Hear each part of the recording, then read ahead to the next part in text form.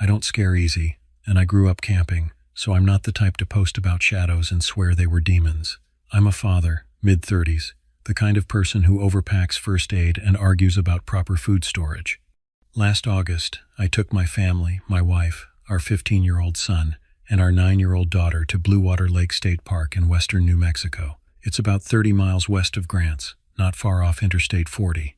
We'd been there once before for a day trip and liked the kind of quiet that feels earned, away from the constant hum of civilization. This time we booked a site for 2 nights on the northern loop, close to the water but not right on it. The plan was simple: fish in the morning, swim in the afternoon, cook on the fire, and get my kids off screens for a weekend. Something wholesome, something normal. When we checked in, a park employee in a green uniform told me our site would be really quiet. He said it like it was either a plus or a warning, his eyes lingering on mine for just a moment too long. The pause after his words hung there, and I almost asked him what he meant, but my wife was already pulling out the confirmation printout and my daughter was tugging at my shirt, asking when we could see the lake. I figured he meant we wouldn't be jammed between big RVs with generators running all night. That's what I told myself. We drove the loop, past a few scattered tents, and found ours tucked behind a few low trees and scrub. A narrow path cut down toward the lake through brittle grass that crunched under our shoes.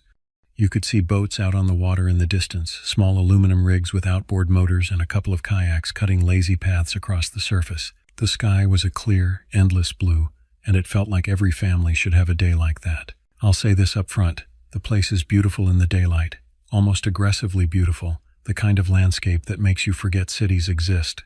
The air tasted clean, though with that high desert dryness that makes your lips crack if you're not careful. Heat radiated up from the packed earth, and the sun felt closer than it should, more personal. We set up without trouble. I hammered steaks while my wife unrolled sleeping bags with the practiced efficiency of someone who'd done this dozens of times. Our son, let's call him Miguel, spent a good half hour skipping rocks with decent form, his thin frame silhouetted against the water.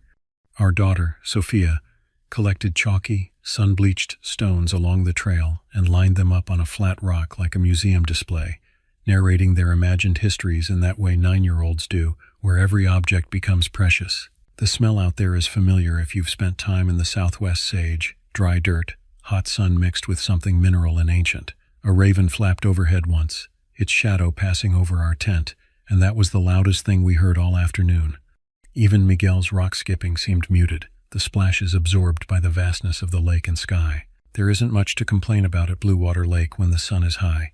The heat is honest, the land is open, and you can see trouble coming from a mile away. It's the darkness I should have thought about more carefully. Around 6, the breeze died off and the heat settled into that particular stillness that comes before evening, where the air feels suspended.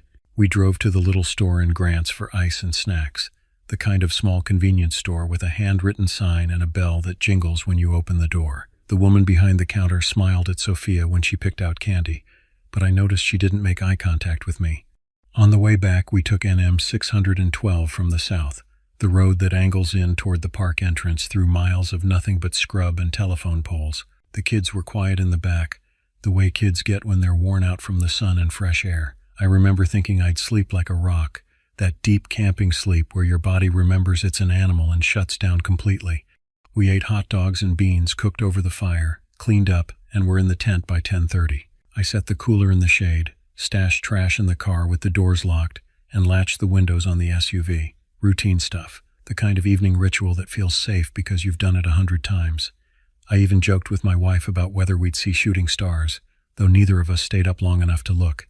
The last thing I remember before falling asleep was the sound of Sophia's breathing evening out, that soft rhythm that tells you a child has surrendered to sleep. I woke up the first time around 12:20 a.m. I know because I checked my watch, the illuminated numbers glowing green in the darkness. The tent was warm and still, the air inside thick with the smell of sleeping bags and the faint sweetness of Sophia's strawberry shampoo. My wife was on her side, facing away from me, her breathing slow and steady.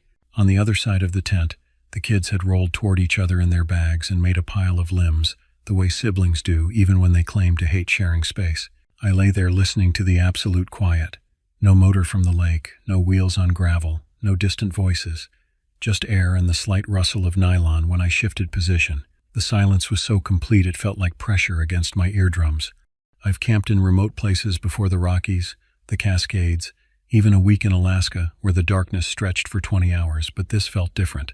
This felt expectant. Something about the quality of the silence made me aware of my own heartbeat, the rush of blood in my ears.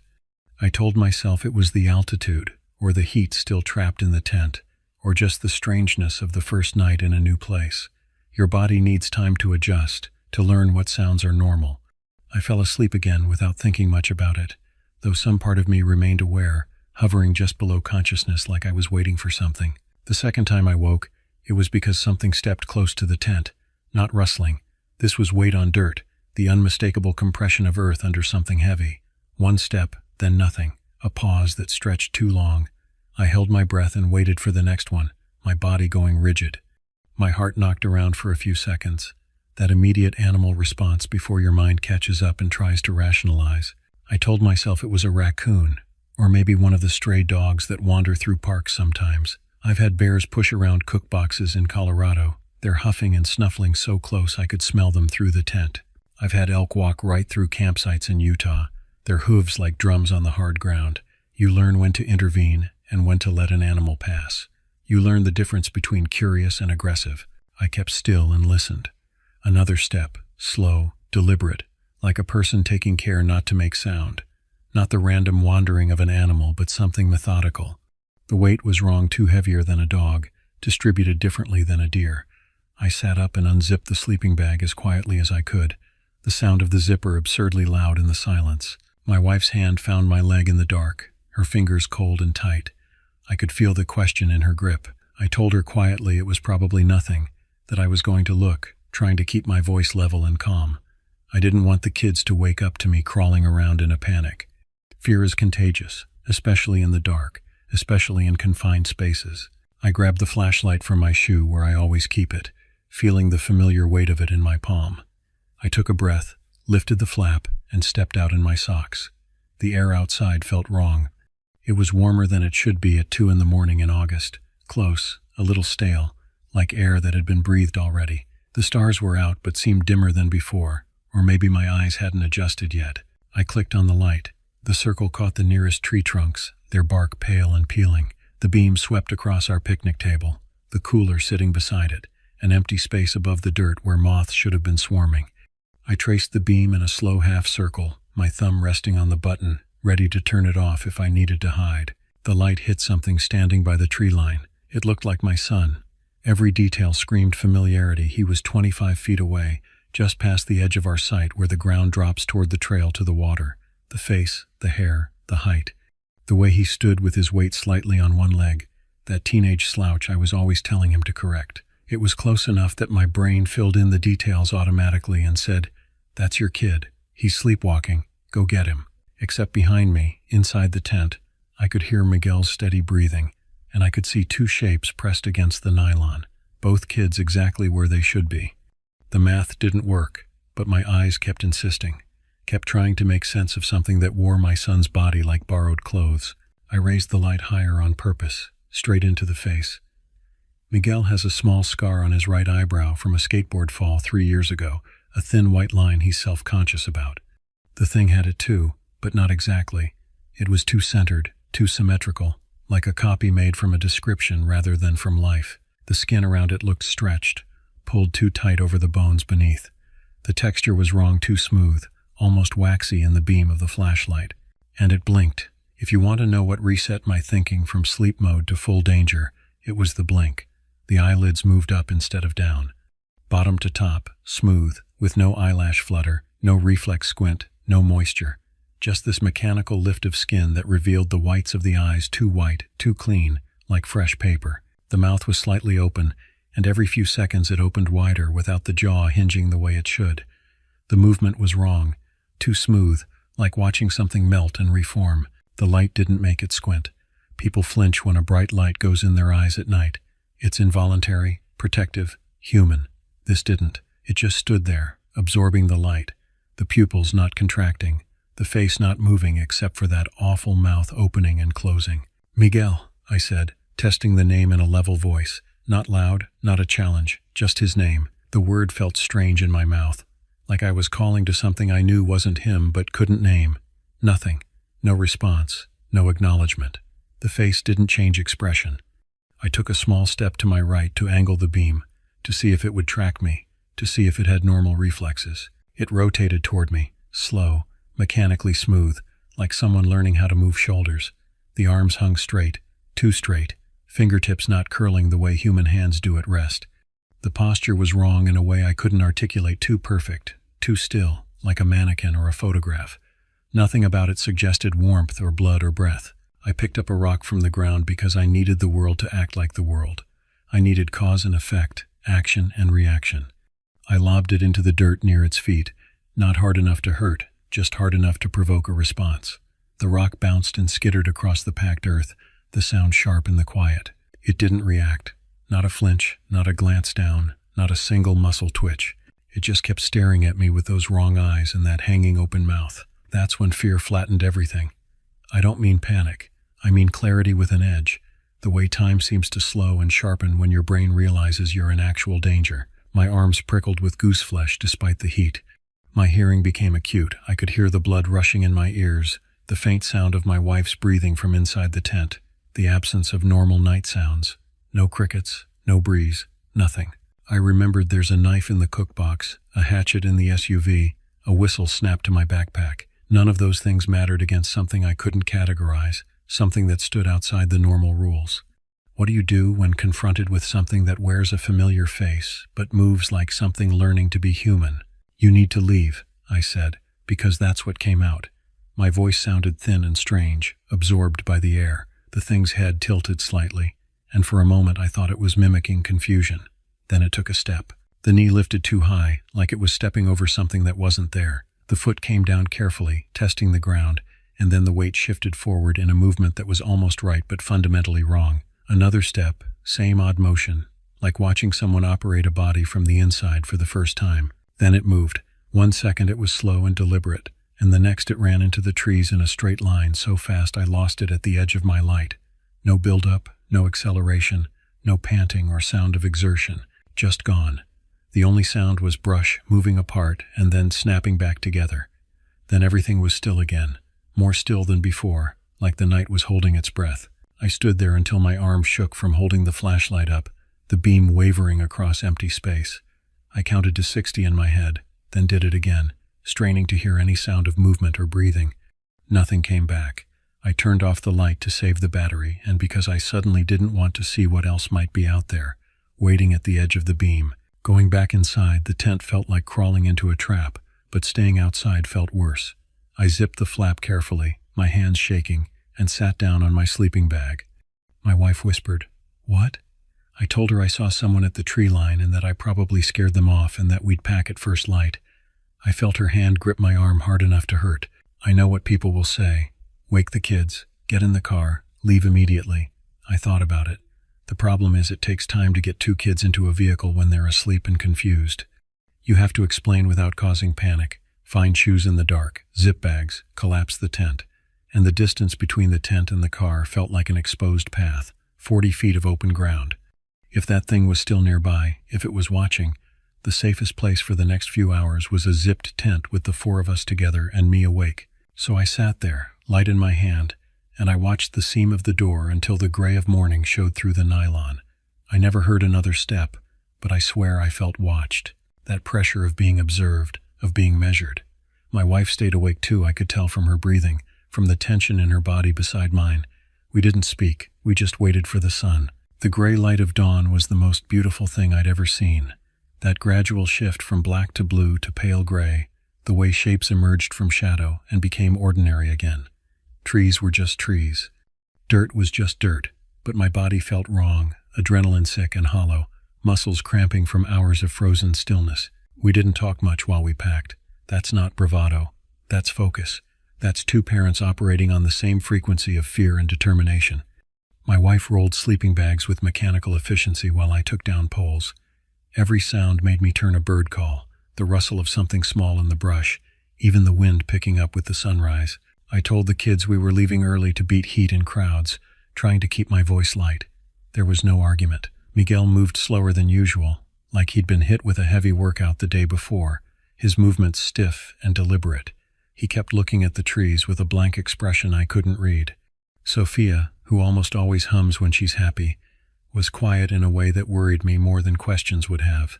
I had to go back to the rock where we'd lined up Sophia's stone collection because she wanted to take 2 of them home. I wasn't thrilled about extending our time by even 30 seconds, but I walked over, my wife's eyes tracking me the whole way.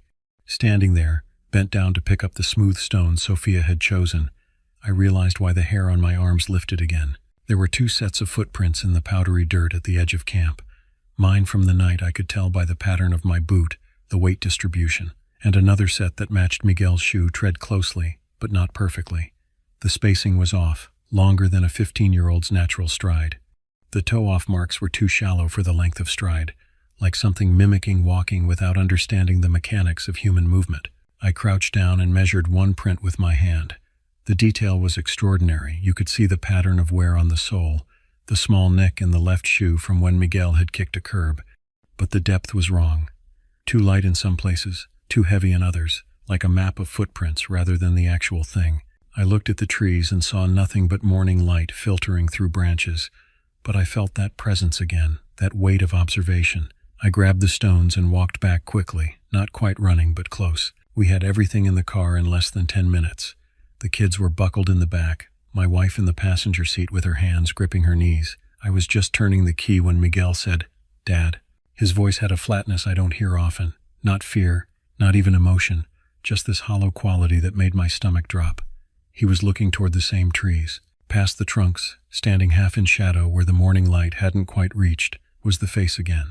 It was closer this time, maybe 15 feet from where our tent had been, in a spot that had been empty seconds before. The jaw hung open wider than before, the angle wrong, not hinged at the point a human jaw stops. I could see the throat, or what should have been a throat, just darkness inside, like looking into a well. The eyes didn't water, didn't react to the light filtering through the trees or the cooler morning air. It didn't move. It didn't breathe visibly. That might sound like a small detail, but when you're close to something that looks human, you expect to see the chest rise, the throat shift, the micro-movements that signal life. This was still as a photograph, but somehow I knew it was watching us. Miguel's hand closed on the handle of the door, like he couldn't decide whether to step out or slam it shut. Some part of him recognized what he was seeing, even if his conscious mind rejected it. I said his name and told him to look at me, sharp and urgent. He did, pulling his eyes away with visible effort. When we looked back, it was gone. No branches moved, no sound carried, no footprints appeared in the dirt. Just empty space where something had been standing. The absence felt deliberate, performative, like it wanted us to know it could disappear at will. I started the car and pulled onto the loop road, my hands tight on the wheel. The drive out felt longer than it should, every curve revealing nothing but empty pavement and scrub. I watched the mirror for a mile, looking for movement, for something keeping pace with us through the trees.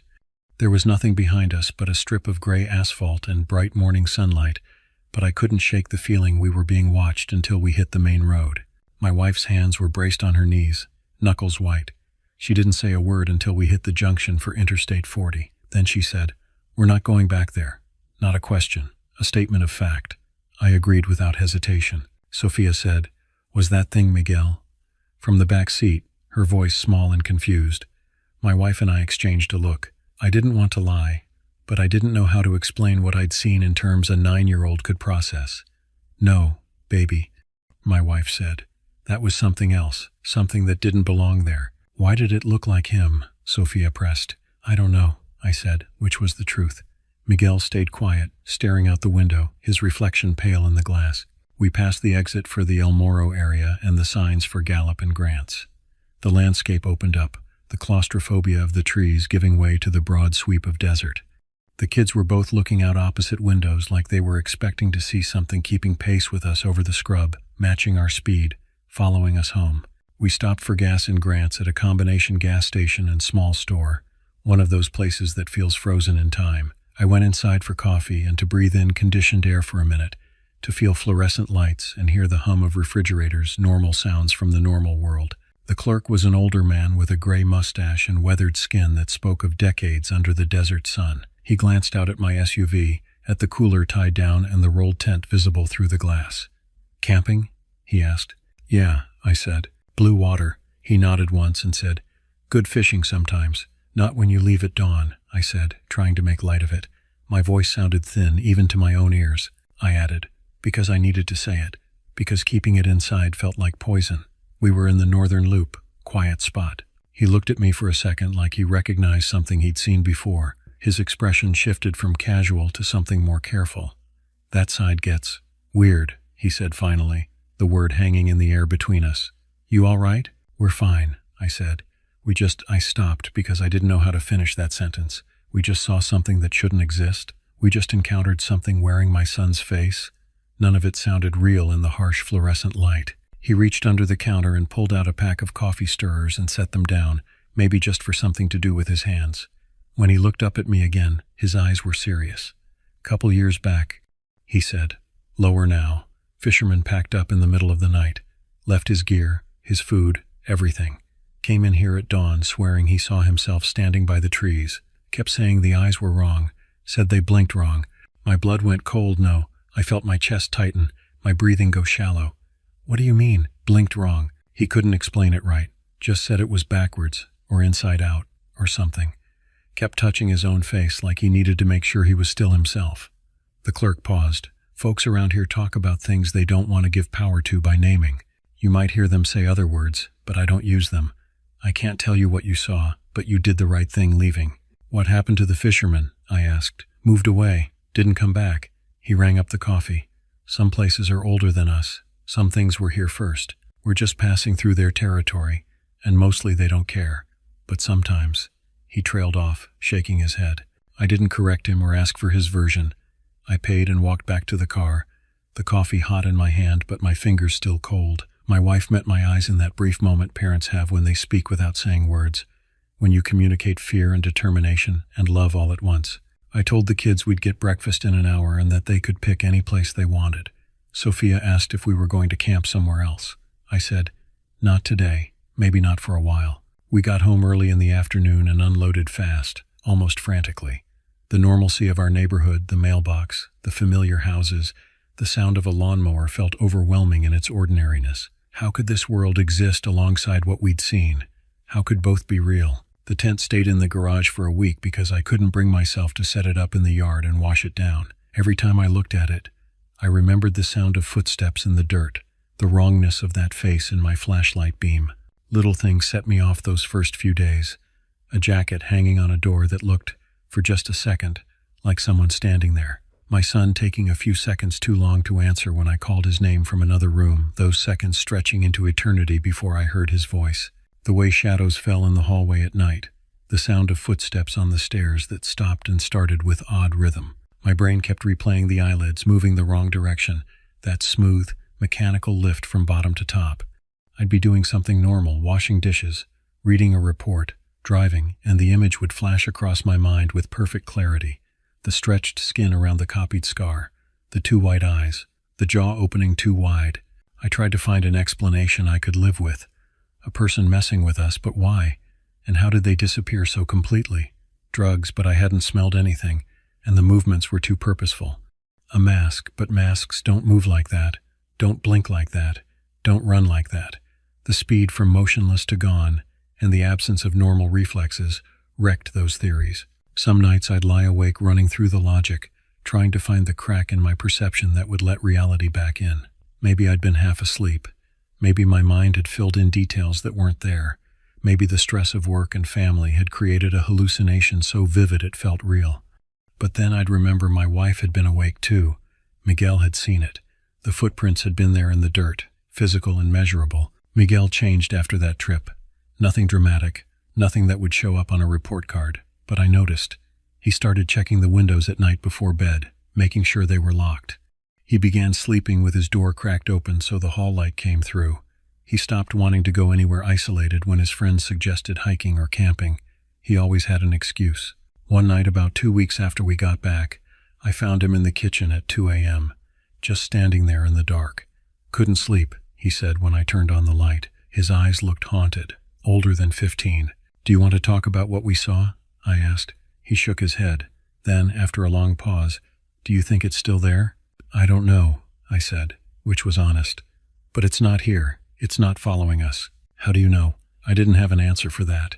Because we're okay, I said finally. We're home. We're safe. He nodded, but I could tell he didn't quite believe me. I'm not sure I believed myself. Sophia started having nightmares. She'd wake up crying, saying she dreamed about faces that looked wrong, about people who stood too still.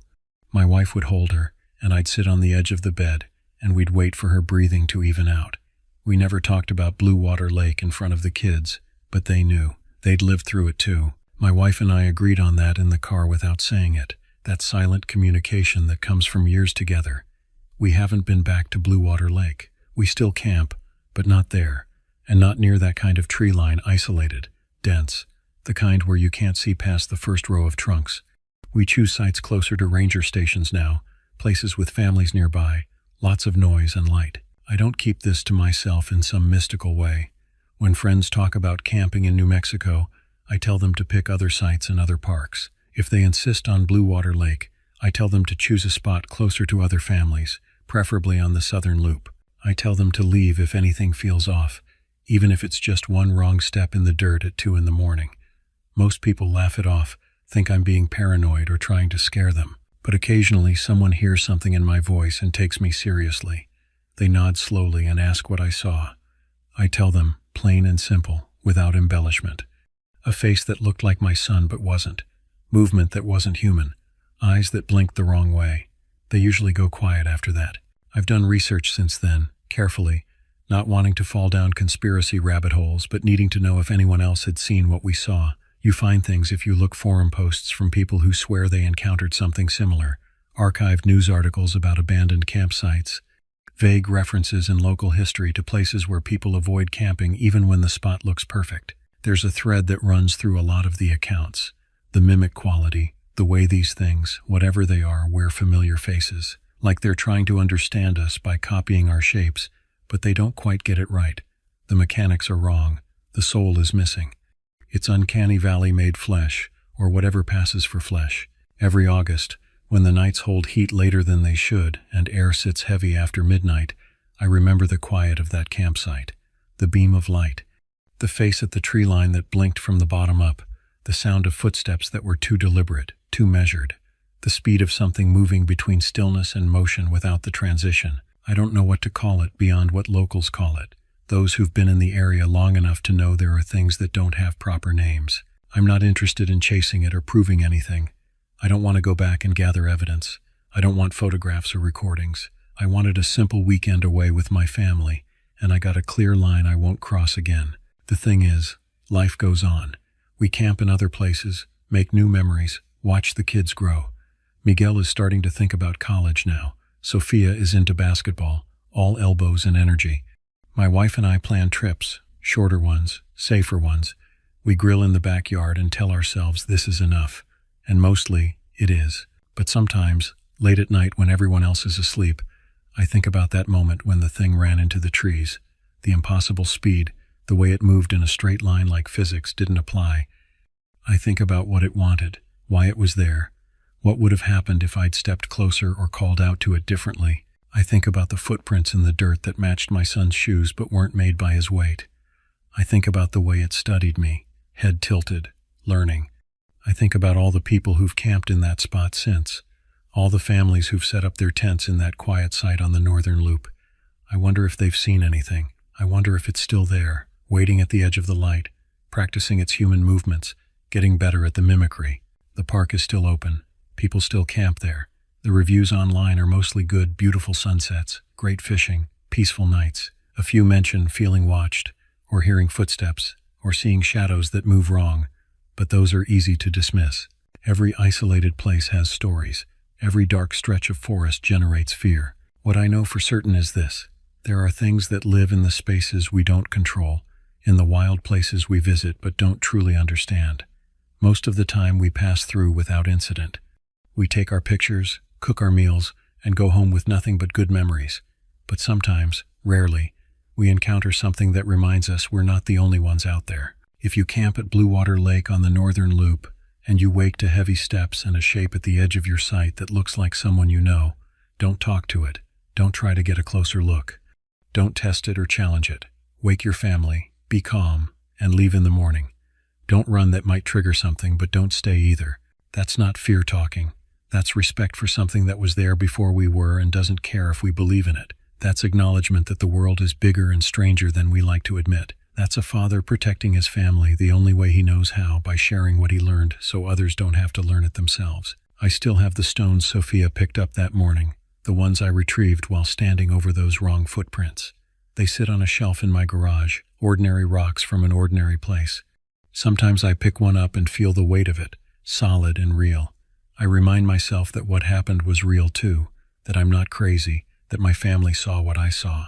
And then I put the rock back and close the garage door and go inside where the lights are bright and my family is safe and the world makes sense again.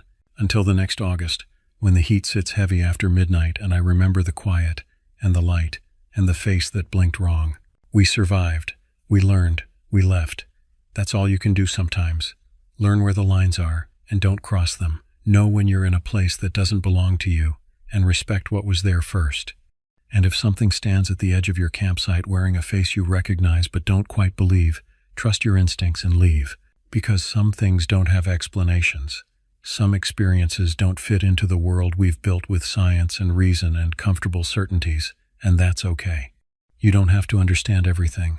You don't have to prove anything. You just have to survive it and keep your family safe and know when to walk away. That's what I did. That's what I'm telling you to do if you ever find yourself in a similar situation. Listen to that ancient part of your brain that knows when something is wrong, that recognizes threat even when it comes wearing a familiar face. Trust yourself, trust your fear, and leave before you learn what happens to people who stay.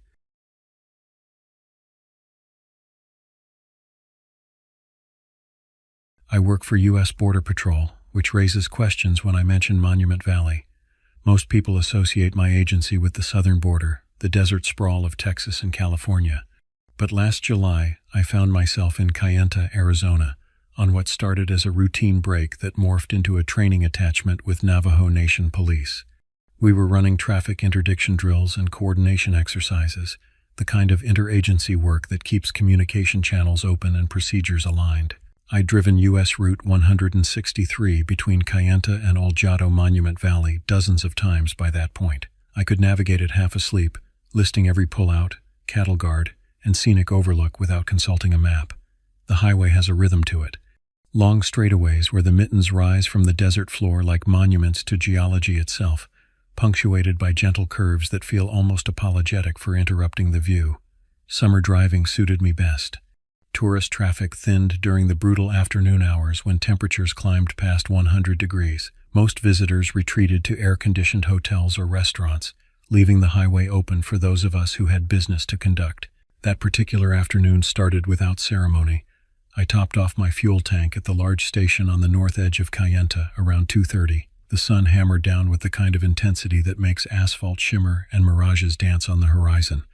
I set my AC to maximum, cracked the windows just enough to bleed off the accumulated heat, and checked my phone. A text from Sergeant Bernard Whitehorse of the NNP confirmed our morning session had been logged and filed. He mentioned they'd be running a small sobriety checkpoint near Oljato later that evening, timed to coincide with a community gathering. If you come back through, swing wide toward the cones and we'll wave you by, his message read.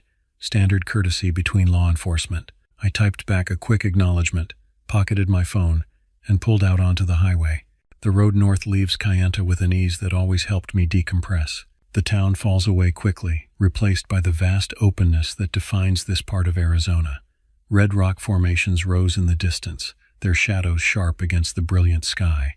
A few miles up, I passed the Forrest Gump Point pullout, predictably crowded with rental cars. Tourists knelt in the center line, phones extended, chasing that iconic photograph. I rolled past without slowing, settling into the comfortable isolation of a long, empty highway stretch. My radio sat quiet. Dispatch handled calls for sectors farther south. Out here, in coordination with tribal police, we maintained a lighter presence. No traffic appeared in my rearview mirror. Nothing materialized ahead except heat shimmer and road, the kind of peaceful emptiness that lets your mind wander while your hands and eyes handle the mechanical task of driving. I thought about dinner plans, about the report I needed to finish that evening, about whether I'd have time to call my mother before she went to bed in her Eastern time zone. The dashboard clock read 2:47 p.m. when everything changed. Distance deceives in the desert. Objects appear closer or farther depending on heat distortion and the quality of light. When I first spotted the shape in my lane, my brain cataloged it automatically. Coyote, standing still, probably disoriented by heat or illness. Not unusual. Wildlife encounters happened regularly on these remote stretches. The protocol was simple. Slow down, give them space, let them move off the road. I eased off the accelerator, dropping from 60 to 45, then to 30. The shape didn't move. I tapped my horn twice, a courtesy warning. Nothing. The animal remained fixed in place, centered in my lane with deliberate precision. That's when my training kicked into a higher gear. I unlatched my holster, not drawing but making my sidearm accessible, and continued rolling forward at reduced speed. 30 yards became 20. Details emerged that contradicted my initial assessment. The rib cage looked elongated, stretched beyond normal canine proportions.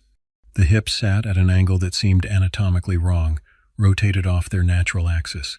The forelegs hung forward in a posture that suggested weight distribution incompatible with four-legged locomotion. Every instinct I'd developed over years of fieldwork started sending urgent signals. This wasn't right. At 15 yards, it moved. Not away from the truck, not toward the shoulder. It rose. The motion defied every pattern I'd observed in wildlife. Bears rear up to catch scent on the wind, to intimidate threats, to gain a better vantage point. This wasn't that. This thing straightened like a person standing from a crouch, knees tracking inward, arms hanging with elbows flared at angles no human shoulder joint could accommodate. The muzzle remained elongated, distinctly canine, but the eyes performed an action that turned my stomach. They tracked me. Not with head movements, not with the whole body pivots animals use. The eyes themselves moved in their sockets, following my truck's approach with small, precise corrections. Watching me watch it, I've stared down armed suspects, faced dangerous animals, worked scenes that would give most people nightmares. Nothing prepared me for the intelligence in that gaze, the calculated assessment happening behind those eyes. I brought my truck to a complete stop 5 yards short. My engine idled. The AC fan clicked through its cycle. The interior suddenly felt cramped, the windows too large, the locks inadequate. We remained frozen in that tableau for what felt like minutes but probably measured only seconds. My hand drifted toward my sidearm, not gripping it but acknowledging its presence. My other hand stayed on the wheel, knuckles white. Then it spoke my name. Not a sound resembling my name, not a vocalization I could rationalize as coincidence. It said my first name with perfect clarity, with the exact inflection my mother uses when she wants my attention but hasn't escalated to anger yet. The same spacing between syllables, the same slight drop on the final vowel, the same tone that had called me to dinner 10,000 times across 34 years. Hearing that voice emerge from something standing in the middle of U.S. Route 163 inches, full daylight, under a sun so bright it hurt to look at, created a cognitive dissonance my mind struggled to process. Every rational explanation I tried to construct crumbled against the evidence of my own ears. I'm not prone to panic. My job requires steady nerves and clear thinking under pressure. But in that moment, with that voice hanging in the superheated air between us, I made the only decision that felt survivable. I went. No hesitation, no second guessing. I slammed the transmission into drive, floored the accelerator, and aimed to split the lane, giving myself maximum clearance on both sides. The truck surged forward. The thing stood motionless until the last possible instant, then moved with a jerky uncertainty, like it couldn't decide which direction to commit to. The bumper struck it with a sound I'll never forget, a rubbery thud without the sharp crack of breaking bone, without the wet impact of flesh giving way. Wrong. Everything about the collision felt wrong. My grill caught something in the impact. Through the windshield, I glimpsed pale hair, wispy and fine like undercoat, spreading across the hood's leading edge. I didn't allow myself to look at it. I kept my eyes fixed on the road ahead, foot pressing the accelerator down, speedometer climbing, 30, 40, 50, 60. The rearview mirror betrayed me. I couldn't help but glance. In 2 heartbeats, it was upright again, standing in the road where I'd left it, except now it was moving, running. The initial stride looked disjointed, limbs seeking coordination, joints finding angles that shouldn't work but did. Then, with horrifying speed, the movement smoothed out. Whatever governed its locomotion was learning, adjusting, optimizing. Each stride became more efficient than the last, closing the gap my truck had opened. I forced my eyes back to the road. The Monument Valley Navajo Tribal Park entrance appeared on my right. the small attendant booth with its friendly ranger raising a hand in greeting as I passed. My hazard lights blinked twice, reflexive muscle memory from years of signaling fellow officers. I didn't stop, didn't slow, didn't key my radio to report what even I didn't fully believe was happening. The wheel stayed steady under my hands. Hot desert air punched through the window crack with each gust. Wind noise filled the cab, a rushing static that should have drowned out everything else. But underneath it, when the road dipped or curved just right, I caught another sound, a rhythmic slap of footfall, hard and fast, timing itself to my speed with mechanical precision. When I eased off for a curve, the sound drew closer. When I accelerated on straightaways, it fell back but never disappeared entirely. This wasn't imagination. This wasn't auditory pareidolia, finding patterns in random noise. This was something pacing my vehicle at highway speeds, adjusting its rhythm to match mine, maintaining a pursuit that defied every law of biology I understood. I made quick decisions without conscious thought. Doors locked already were, force of habit. Windows up, cranked them closed despite the AC struggling to compensate. Eyes forward except on the longest straightaways where a glance in the mirror wouldn't compromise my safety. The shoulder offered no refuge, just a soft apron of sand and scattered scrub that would bog my truck instantly. I stayed centered in my lane, maintaining speed, trusting the machine under me more than anything else in that moment. The highway between the tribal park and Mexican Hat follows the landscape's natural contours, offering few opportunities for sustained straight-line driving. Each gentle curve cut my rear-view visibility, creating gaps where I lost sight of whatever followed me. But on one particular dogleg, I feathered my brakes, deliberately slowing just enough to force a reveal. The thing appeared in my rear glass, too tall for a coyote by at least a foot, too narrow through the torso for any human I'd ever seen. The elbows jutted outward at those impossible angles, and the hands, if you could call them hands, seemed to have too many joints, articulating in ways that made my own fingers ache in sympathy. But what seized my attention, what welded itself into my memory with crystalline clarity, was the movement itself. It ran with the focused power of an athlete finding their rhythm, each stride more economical than the last. The initial awkwardness had vanished, replaced by a terrible efficiency. This wasn't a creature chasing prey on instinct. This was something learning, adapting, improving its technique in real time. The curve swept my view away before I could process more, and I accelerated hard into the straight. My training emphasized threat assessment and response prioritization. In any pursuit situation, you evaluate capability, intent, and opportunity. Capability. This thing had demonstrated it could keep pace with a vehicle traveling at highway speeds. Intent. It had called my name, struck my truck, and now followed with singular focus. Opportunity. The open highway provided it with every advantage, visibility, space, and no obstacles between us. Standard pursuit protocols became irrelevant. I couldn't call for backup without sounding insane. I couldn't engage without understanding what I faced. I couldn't stop without making myself vulnerable in ways I didn't want to contemplate.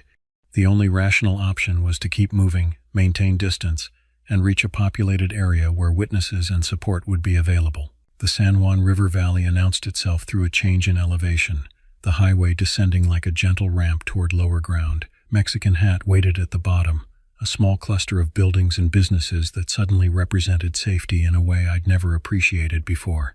Traffic built around me, 2 RVs lumbering along, a pickup truck with out-of-state plates, a small tour bus heading back toward the park. The presence of other vehicles seemed to affect whatever pursued me. The footfall sounds faded, lost beneath the normal symphony of traffic noise, or perhaps it had fallen back where terrain offered better concealment. The roadside widened. Commercial signs began appearing with greater frequency. The iconic Mexican Hat Rock turnoff passed on my right, tourists visible at the overlook, taking photographs and stretching their legs. Normal human activity, mundane vacation moments. The contrast with what I'd just experienced created a surreal disconnect that left me feeling unmoored from reality. I pushed past the town itself, watching for a safe place to stop. A wide shoulder with clean sightlines eventually presented itself. I pulled over, set my brake, and sat motionless for 30 seconds, hands still gripping the wheel, breath coming faster than I wanted to admit. My radio had been silent through everything. Now I picked it up and called Sergeant Whitehorse. My voice came out steady. Years of training ensured that much. Emotion and panic were luxuries field agents couldn't afford, especially when making official reports. I outlined the incident in clear, factual language. Coyote positioned in traffic lane, unusual posture and movement, verbal articulation of my name, vehicular impact, sustained pursuit at highway speeds, bumper contact with biological material. The silence on the other end lasted exactly 3 seconds. Then Whitehorse responded with the measured tone of someone filing information against a mental database of previous incidents. Copy that. The checkpoint's active near Old Jado now, southbound side. Cones are visible from half a mile out. Come back through. We'll keep things orderly. Turning around felt counterintuitive, like presenting my throat to a predator. But I trusted interagency protocols more than my fear. I found the next safe turnout, reversed direction, and began the drive back north toward Old Jado. My speed stayed moderate, just under the limit, conspicuous enough that other drivers would remember seeing me if something went wrong. The checkpoint materialized exactly where Whitehorse had indicated. 2 marked NNP units and a tribal cruiser formed a barrier with traffic cones funneling vehicles into a controlled pattern. A DPS trooper stood beneath a makeshift canopy, and 2 elders sat in lawn chairs positioned in the shade. The scene projected normalcy, the kind of routine traffic stop designed to catch impaired drivers and check paperwork. Boring by design, safe by structure. I pulled in nose first behind a cruiser and engaged my parking brake. The scuff on my bumper caught afternoon light, and embedded in the damaged paint was that pale, wispy residue hair that wasn't quite hair, texture that resisted easy classification. The DPS trooper approached, saw where my attention focused, and nodded once. We'll photograph it, document everything. His face carried that particular expression law enforcement develops over time. Nothing surprises me, but I remain vigilant anyway. Whitehorse emerged from his unit and walked over, movements deliberate and unhurried. Open road or cover? He asked. Open road, I confirmed. Unless it was forced to veer. He nodded as though I'd passed a test. Summer gives us calls out here, more when the heat's heavy like this. We don't chase these things. We set up positions that deny them what they want. Lone vehicles. Partial stops in the wide spaces. We're not going hunting. The checkpoint formed a defensive perimeter using principles I recognized from tactical training. The cones created a chicane that forced slow, steady movement without allowing complete stops. 2 units idled facing north with their spotlights aimed low, not for illumination but to eliminate shadows where something could approach unseen. A 3rd patrol car positioned itself at a scenic overlook to the south, watching the approach road with clear sightlines. The elders were politely asked to relocate behind the line of vehicles. Nobody explained why. They moved without protest, settling into different chairs with thermoses of coffee and patient expressions that suggested this wasn't their first unusual checkpoint. Whitehorse distributed simple instructions to everyone present. No pursuit if something appears, no heroics, hard barriers between any threat and civilians, clean exit routes maintained at all times. For 10 minutes, nothing happened. Traffic flowed through the checkpoint with practiced ease. A few tourists slowed to stare, probably assuming they'd stumbled onto a sobriety crackdown or document inspection. Officers waved them through with professional courtesy, and each vehicle disappeared down the highway without incident. The heat created distortion on the northern straightaway, making distance difficult to judge. I found myself studying those heat waves, trying to separate normal refraction from actual movement. My mouth had gone dry. The water I'd drunk in Mexican Hat felt like a distant memory. I didn't trust myself to open a bottle without my hands shaking, so I stayed still, watching, waiting. The shimmer deepened around a shape that resolved too slowly to be a vehicle. It held position first, motionless for a span of time that felt calculated, then stepped forward twice. The torso rotated in a demonstration of flexibility no human spine could achieve, joints articulating through ranges of motion that looked anatomically impossible. It didn't approach the cone line, maintained distance that felt deliberate, measured. From our position, probably 80 yards out, the proportions registered as fundamentally wrong. Height in an uncanny valley between human and animal, shoulders too narrow, head shape that didn't conform to any natural profile. I tightened my jaw until my molars ached, forcing myself to breathe through my nose, maintaining control through deliberate physical discipline. My hands stayed visible at my sides, away from my weapon, demonstrating no aggressive intent. Around me, the other officers mirrored the same posture. Nobody spoke. Nobody moved unnecessarily.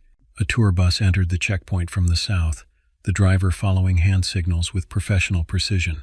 The bus rolled through the cone corridor at the prescribed crawl, and as its rear end cleared the northern cones, The shape moved. Not toward us, not in pursuit of the bus. It shifted left, tracked parallel to the fence line toward low brush, dropped to all fours with fluid grace, and vanished into the landscape without disturbing the air. We held formation for 30 minutes after it disappeared. Traffic continued its steady flow. Tourists passed through, oblivious to what had just occurred. The checkpoint remained active. Cones stayed in place. Officers maintained their positions. When you're trained in risk assessment, you don't dismantle a system that's working just to satisfy curiosity or prove courage. Boring was good. Boring meant everyone went home intact. Back at the NNP substation in Kayenta that evening, I sat in a borrowed office chair and wrote the incident report with meticulous attention to detail. The fluorescent lights hummed overhead. The air conditioning cycled through its programmed intervals. Shift change flowed around me. Officers coming and going, voices rising and falling in the comfortable rhythm of routine work. I structured the report exactly as academy training had taught me. Date, time, route designation, approximate mile marker, factual description of events without speculation or interpretation. Contact with unknown bipedal entity standing in traffic lane. Impact with vehicle bumper at low speed. Pursuit on foot at sustained highway speed. Arrival at checkpoint. Visual confirmation of entity presence at distance. No injuries sustained. No property damage beyond cosmetic scuffing to vehicle bumper. No weapons discharged. No pursuit initiated per tactical protocols. I attached the digital photographs of my bumper damage, high-resolution images that captured the scuff marks and the pale residue embedded in the paint. Whitehorse filed the report next to a slim folder containing similar entries, summer incidents from the same corridor stretching back several years. He added a line to the roll call notes. U.S. Route 163 between Kayenta and Oljato. Avoid solitary stops in open straightaways during peak heat hours. Route traffic through controlled checkpoints when possible. The DPS logged the photographs into their database and coded the incident to our training event, ensuring it wouldn't get lost in bureaucratic limbo or dismissed as rumor. Official documentation provided protection not from what we'd encountered, but from accusations of paranoia or fabrication later. Paper trails matter in law enforcement. They establish patterns, validate concerns, justify procedural changes. A mechanic from the local tow shop arrived with cleaning supplies and buffing compound. I watched him work the bumper, watched the pale residue come away reluctantly on his rag, fibers that seemed to resist separation from the paint. When he finished, the bumper looked like any other vehicle that had endured years of desert driving, scratched, worn, unremarkable. I paid him cash, thanked him for the after-hours service, and walked back inside where coffee waited and fluorescent normalcy provided illusion of safety. The next morning, I drove a different route. Not out of fear, though. Fear would have been rational, but out of operational procedure. AZ-98 toward Page for a coordination handoff, then back via U.S. Route 160, skirting the area entirely. No announcement, no dramatic explanation. Personnel adjustments happen constantly in law enforcement. You modify patrol patterns based on developing information and resource availability. My route change received no comment because it didn't warrant comment. A week later, Whitehorse sent a text. No incidents since cones started earlier in the day. The checkpoint schedule had been adjusted, beginning operations at 2 p.m. instead of evening hours. The change appeared organic, part of normal seasonal adjustments to traffic patterns. They maintained the checkpoint through August weekends, then rotated south when community event schedules shifted. People attended their gatherings and drove home without encountering anything except pavement and conversation. I continued my training attachment for another 3 weeks before rotating back to my normal sector. During that time, I drove Route 163 exactly once during morning hours with heavy tourist traffic, as part of a 2-vehicle convoy with an NNP officer. Nothing unusual occurred. The road remained a road. The landscape remained spectacular. Tourists took their photographs, purchased their souvenirs, and departed with vacation memories untainted by anything they couldn't explain. When people ask what I think happened, and they do ask, because official reports generate informal questions, I answer with observable facts. In full daylight on U.S. Route 163, I encountered an entity that exhibited bipedal posture with anatomical features inconsistent with known wildlife. It vocalized my name with accuracy that suggested prior knowledge. It pursued my vehicle at speeds exceeding normal biological capabilities. We responded by implementing traffic control measures that denied it access to isolated targets, and subsequent incidents decreased to zero. The professional term varies depending on who you ask. Tribal officers use the word their culture provides. Federal agents prefer unidentified biological entity or unknown wildlife encounter. Tourists occasionally report strange animals or unusual sightings that get filed and forgotten. The terminology matters less than the response protocol. Don't stop alone in open terrain during peak heat. Maintain traffic flow through controlled checkpoints. Document everything. Adjust procedures based on pattern recognition. I drove that straight stretch one final time in September before my rotation ended. The sky held that crystalline clarity autumn brings, and temperatures had backed off to comfortable ranges. The pullouts bustled with visitors again, families navigating between vehicles, photographers capturing the iconic views. The cone stack sat ready near Oljado, pre-staged for rapid deployment if needed. A Navajo officer waved pedestrians across the highway, and traffic flowed without any single vehicle stuck alone in the wide open spaces. The highway looked like a highway. That's the ending that validates our response. We identified a pattern, implemented countermeasures, and continued operations with modifications that prioritize safety without abandoning our responsibilities. Nobody got hurt. The road remained functional. And in law enforcement, those outcomes represent success regardless of how unusual the precipitating incident might have been. I keep the photographs on my phone, time-stamped and geotagged, evidence that documents without explaining. Sometimes late at night, when sleep proves elusive and my mind reviews the day's events, I pull them up and study the pale residue in my bumper scuff. I remember the sound of my name spoken in my mother's voice by something that wasn't my mother. I remember the calculated intelligence in those tracking eyes, the adaptive pursuit that improved with each stride. And I remember the fundamental lesson that experience taught me.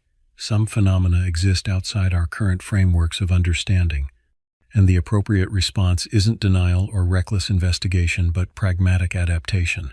We encounter what we encounter, we document it accurately, we modify our procedures to protect people, and we continue doing the work, because roads need patrolling regardless of what occasionally stands in the middle of them. The next time I visit Monument Valley, and I will visit, because it's within my jurisdiction and my duties don't accommodate permanent avoidance, I'll drive during populated hours, maintain communication with local officers, and respect the protocols we established. Not because I'm afraid, though healthy fear serves legitimate purposes, but because procedure exists for reasons that don't always fit on training slides or policy documents.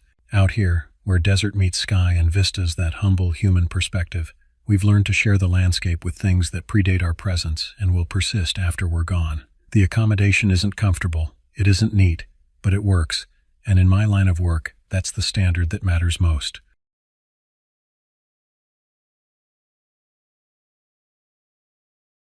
I had been planning this backpacking trip for weeks before the autumn weather turned volatile. Late September meant the temperature would cooperate, the crowds would thin, and the trails through the ridge country would still be passable before the winter storms made everything treacherous. My cousin Paul and I had done dozens of trips together over the years, nothing elaborate, nothing extreme, just two people who understood how to move through wilderness quietly and respect what the landscape demanded of us. We arrived at the trailhead near Hemlock Lodge at Natural Bridge State Resort Park on a Friday afternoon, the sky already bruising gray at the edges. The parking area was nearly empty. I remember noticing how few cars had ventured out this late in the season, as if the place itself discouraged lingering. We went into the small outfitter shop in town first to grab supplies we'd forgotten. That's where the clerk said it. He was older, maybe mid-60s, with the weathered face of someone who'd spent decades on those ridges. When I asked about the best camping spots along the trail, his hand stopped moving across the counter. He slid a paper map toward me with 2 fingers, not quite meeting my eyes. "Don't camp in the rock shelters," he said. His tone wasn't conversational. It carried the weight of instruction, the kind of thing said because it needed saying, regardless of how it sounded. I asked why. The answer he gave wasn't really an answer at all. He told me some people talked about something that stayed to the hollows, something that didn't cross into firelight. He delivered this information the way you'd state a rule about tide times or snow load thresholds, factual, neutral, and non-negotiable. He wasn't joking. I watched his face to make sure, and he wasn't. Paul laughed in the car, the way you do when someone tells you something absurd. He said it was local folklore, the kind of ghost story people repeated to make the place feel important. I agreed with him at the time because that was easier than sitting with the alternative. We both preferred to sleep under open sky anyway, we told ourselves. Storms could change plans in rock shelters. We were being practical, not running from anything. The hike in was uneventful until it wasn't. We followed the marked trail system with its turtle blazes and the numbered posts that marked distance. The sandstone cuts grew deeper as we climbed, the roots slicker where water had worked at them for decades. By mid-afternoon, the humidity had become oppressive, the kind that makes your clothes stick to your skin and your breathing feel labored even on flat ground. Then the wind changed. I felt it first, a pressure shift that made the trees around us move in unison. The clouds didn't gradually thicken, they seemed to collapse downward all at once. Within minutes, what had been a gray afternoon became a thing with teeth. The rain didn't start as drops. It came like someone had turned on a faucet in the sky without a nozzle, the kind of downpour that fills your boots while you're still running for cover. The creek beside the trail swelled visibly, transforming from a gentle flow into something aggressive and churning. The path turned to a slick ribbon, and within seconds I couldn't see more than 10 feet ahead. We were near a shallow sandstone overhang when it became clear we couldn't push forward. The shelter was maybe 12 feet deep, with a stone ceiling that rose about 7 feet at the mouth. The floor was relatively dry, covered with packed sand and small stones. On the back wall, old blackened scorch marks traced patterns where fires had been built decades ago, maybe longer. Someone had left initials carved into the stone R.H. 1987, and I stared at those letters for longer than was rational, wondering what that person thought they were immortalizing. The sign at the junction had been explicit, no shelter camping, but the rain was absolute now, and the wind carried spray that would soak through anything exposed. We made the choice quickly. Paul brought the fire kit while I unpacked the tarp, rigging it so the cooktop would sit protected but centered, visible from both sides of our refuge. The warmth from the small flames pushed back against the wet that was trying to seep into everything we'd brought. We cooked noodles. It should have been routine. I boiled water while Paul organized our sleeping gear, pulling our bags to the deepest part of the shelter where the stone angles up. Our socks hung from a cord strung between two natural stone protrusions, dripping steadily. The heat from our jackets rose up as we sat near the fire, steam lifting off the wet fabric. I checked the map. The plan was simple now. Wait out the storm, eat, try to rest if the noise allowed it, and leave before first light. We were not doing anything special or dangerous. We were just two people taking shelter from weather that had turned hostile. I remember Paul saying something about being glad we'd made this trip before November, when the real cold came. He was trying to normalize the situation, I think. Or I was. One of us was trying to make this seem routine. That's when we heard the steps. The sound didn't announce itself with the typical forest vocabulary. No snapping twigs, no rustling that grew louder as something approached. Instead, there was a steady tread on the wet leaves outside the shelter mouth, deliberate and measured. It moved in a circle pattern, and I realized it was working angles, repositioning itself to see what we had arranged inside our small refuge. The footsteps stopped exactly where the firelight began to thin, at the edge of visibility. Then came silence, not the peaceful kind that comes after noise fades naturally. This was intentional silence, the kind a person makes when they're holding perfectly still, controlling their breathing, maintaining a position with effort. The back of my neck went rigid with the recognition that something conscious was standing just outside our light, observing. A woman's voice came from the darkness, clear, normal, the kind of casual tone you'd use asking a neighbor for spare sugar. "Do you have any water?" I did something I'm not proud of, though I'm not sure what else I should have done. I took a water bottle from our supply and slid it toward the edge of the firelight, partially because it felt like the decent thing to do, partially because I needed to see what hands would reach in and claim it. No hands came. No shape stepped forward. The bottle sat at the border between light and darkness for what felt like a minute but was probably only seconds. Then I heard the sound of plastic scraping against the wet sand and grit at the shelter floor. I pulled the bottle back with a sudden jerking motion that Paul reacted to with alarm. The cap was still tight. The scuff mark I'd put into the plastic months ago, back during a solo trip to this exact region, was still there in the same place. The bottle had not been opened. It had not been touched. Yet it had clearly moved. Paul met my eyes across the fire, and I saw the moment he realized what I'd already understood. We didn't speak. We didn't need to. We let the fire sink down to coals, and without discussion, we both got into our sleeping bags fully clothed, boots still laced tight. The rain continued its steady percussion against the stone lip above us, and I lay in the darkness counting my own breaths because it was better than listening to whatever was happening just beyond the reach of our dead fire. I waited for the sounds that would indicate departure. A person leaving would create sound, brushing through undergrowth, shifting weight, the rustling of clothing and gear. Normal human movement is impossible to completely silence. None of those sounds came. The forest seemed to hold its attention, as if whatever was outside recognized that we were aware of it now and had adjusted its behavior accordingly. When I couldn't bear the silence anymore, I fed small sticks into the coals until the flames began to edge back into the clearing. The fire needed to be between us and whatever occupied the space beyond our shelter. Paul leaned close, barely moving his mouth, and said something that stopped my heart for the second time that night. He'd seen a face between the trees during one of the flame flares. He described it using careful words, as if precision might somehow make it make sense. He said it looked like someone we both knew from town, Kayla, the girl who'd worked at the outdoor shop and had since moved away. Same eyes, he said, just stretched thin at the jaw, elongated. I told him he was mixing shadows and stress into faces, that the firelight played tricks, that his mind was building narratives to explain something that had a simple explanation. Even as I said it, I didn't believe it. He didn't either. The voice came back. This time it was closer, maybe only 4 or 5 feet from the shelter mouth. The tone remained friendly, conversational, utterly untouched by the strangeness of the situation. City boys always bring too much gear, it said. The exact words Paul had used in the car on the drive up. The exact inflection, complete with the way he emphasized the second syllable of always.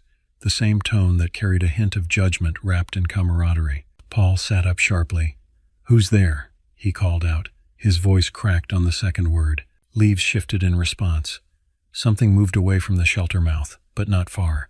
Instead of retreating, it seemed to be repositioning. Then the voice began listing our supplies. Not in the way a thief catalogs what they're about to steal, but with the casual familiarity of someone who'd handled each item personally. It said we'd brought the old backpack with the missing brass pin on the left hip belt. It identified the Nalgene water bottle by the melted letters on the rim letters that spelled a name I had never shared with anyone. It named my grandfather's knife with such precision that I felt my hands go cold. A knife with a specific wear pattern on the handle, a small dent where the blade met the spine from a cooking accident years ago, a crack in the leather sheath that I'd never had repaired because it felt important to leave evidence of that particular failure intact. I had never posted any of these details. I had never told anyone outside my immediate family about that knife. The weight of its knowledge, spoken casually from the darkness, did something to my nervous system I'm still processing. Fear is one thing. This was something else, a violation so fundamental that my mind struggled to construct a framework for it. A man's voice came next, answering from a different location in the darkness. It used my father's cadence, his rhythms, the way he puts emphasis on the last syllable of my name when he's being stern with me. The voice told me to check the weather twice. My father says this to me every time I trip. My aunt's laugh came after that, tucked into the middle of a sentence telling Paul to save his batteries. Back and forth, the voices accumulated, friendly and familiar, voices of people I'd known my entire life, all coming from the darkness just beyond our shelter, layered one over another until they created a chorus that should have been impossible. We pushed damp sticks onto the coals with increasing desperation, trying to force the light outward farther with each addition. The shelter became hotter and more crowded with smoke. In one sudden flare, as the fire caught fresh wood, I saw something that erased any remaining doubt about what we were dealing with. There was a shape low to the ground, just beyond the furthest reach of the light. The detail I caught was enough and too much at once. I saw hands pressed to the earth, elbows angled high, knees bent outward.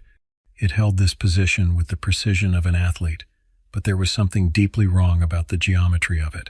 It looked like a person performing an imitation of an animal, and it had held the position so still and so long that the earth where it touched had begun to collect moisture in the depression. When an ember snapped and flew toward its knuckles, it didn't flinch. Instead, it turned its head too slowly, with movements that suggested joints with a different range of motion than human joints possess, and a mouth opened. The grin that emerged held too many teeth. Not a natural expression, not a yawn. A grin that belonged to something that knew grins could communicate something about intention, and had decided to try the shape on. "Which bag has the fuel?" it asked in Mark's voice. Then without transition, "Did you pack the orange rain fly?" in my mother's voice. Then, "Don't move," in my own voice. Perfect inflection, perfect emphasis. A command that came from my own throat despite my standing frozen with my hands shaking. We moved anyway, because not moving had become impossible. We moved slowly, keeping our headlamp low, trying to maintain some advantage of illumination. The thing stayed just at the edge of the brightest ring of our light, learning the boundary, sliding whenever we slid, matching our movements with a patience that suggested it understood we were eventually going to make a mistake. It didn't rush. I came to understand that rushing wasn't part of its strategy. Pressure does things to people, makes them careless, makes them run in directions that put them in worse situations. It let pressure build like water behind a dam, letting us feel the weight of its presence, letting us understand that it was content to move slowly and deliberately toward whatever outcome it had decided was optimal. We kept the fire on our right shoulder and worked our way toward where the shelter's interior gave way to the trail system. Our gear we'd already decided without speaking would stay behind. We took one bag between us, nothing free-handed, nothing that would slow our movement if we needed to move fast. We reached the trail that led upward toward the stone steps beneath the arch, toward the parking area, toward civilization and streetlights, and the ranger station. I don't love hiking at night.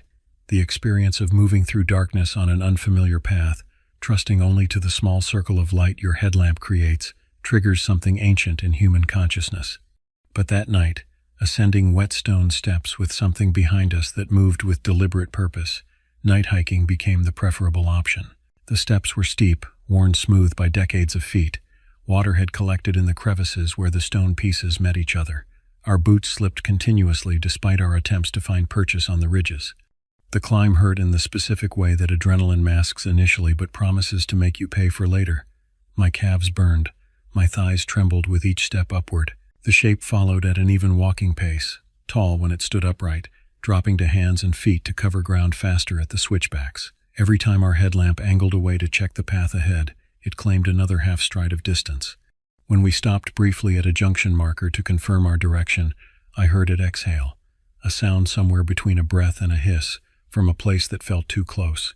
It tilted its head as if measuring the precise distance it could maintain while staying just outside the beam of our light. "You forgot your spoon," it said in Paul's voice when he'd accidentally dropped our cheap camping utensil at a switchback 2 turns before. The spoon sat there in the darkness, barely visible if you angled the headlamp just right. We didn't pick it up. Going back was unthinkable. But also, something about the way it had spoken, the observation suggested it wanted us to look at that spoon, wanted our attention divided, wanted us to understand that it could observe even the details we weren't consciously tracking. At the next switchback, both of our mother's names came out of its mouth simultaneously, not in the back-and-forth pattern that had characterized the voices before. Both names, both distinct, occupying the same space from the same mouth at the same moment. It created an acoustic impossibility that my brain couldn't parse. I froze because something in my neural processing threw up a wall. This wasn't fear, it was the raw sensation of encountering something that violated the basic rules of what sound and vocal anatomy should allow. Paul grabbed my sleeve and yanked hard. We kept moving. Stopping would have been surrender. The park's first streetlight appeared ahead like a dull halo on the path. We walked toward it with the kind of purposeful pace that burns energy but doesn't quite become a run. Running invites trips. Running invites falls. Running invites the kind of stumble that puts you at ground level with something moving on hands and feet. The thing tested the streetlight. One bare foot, the toes impossibly long and splayed wide, the nails thick and dirt-packed, extended into the glow. The foot flexed, the toes curling under, pressing into the light as if testing whether it would hurt. After a moment of measurement, the foot pulled back. It set the other foot down where the light stopped and began to pace there, heel to toe, maintaining its position at the boundary between illumination and shadow. We crossed under the light, and I made myself maintain a steady walking pace. Running would break the spell of pretending we were still in control of this situation. The walkway widened as we approached the lodge complex. The single porch light that constantly buzzed with insects was on, and we moved toward it like it was the only real thing left in the world. The shape stayed at the dark edge of the parking lot like something without permission to enter a lit space, rolling its weight from foot to foot. The chorus of voices, all those familiar tones building on each other in the darkness, cut off suddenly, not with a gradual fade, but like someone had flipped a switch. The abruptness of the silence was somehow worse than the voices had been. We stepped into the pool of light beneath the porch and stood there, breathing hard, our bodies pushed to their limit by adrenaline and fear and the desperate focus of survival. A campground host doing his evening rounds came through the parking lot. He looked toward the tree line when he heard the last rustle, saw nothing in the darkness, and didn't make a joke or ask questions. He walked us directly inside and called a ranger without being asked. We went back at first light with the ranger because asking felt less dangerous than the alternative, because not returning felt like some kind of admission of defeat, because we needed to know if what we'd experienced had left evidence that couldn't be explained as natural. The shelter floor showed drag marks, long parallel grooves in the sand, where something had moved with significant weight behind it. The pattern wasn't consistent with deer bedding or a dog's sleeping spot. The marks spoke of elbows and knees pulled through the grit with deliberate force, creating furrows where skin and bone had worked against the earth.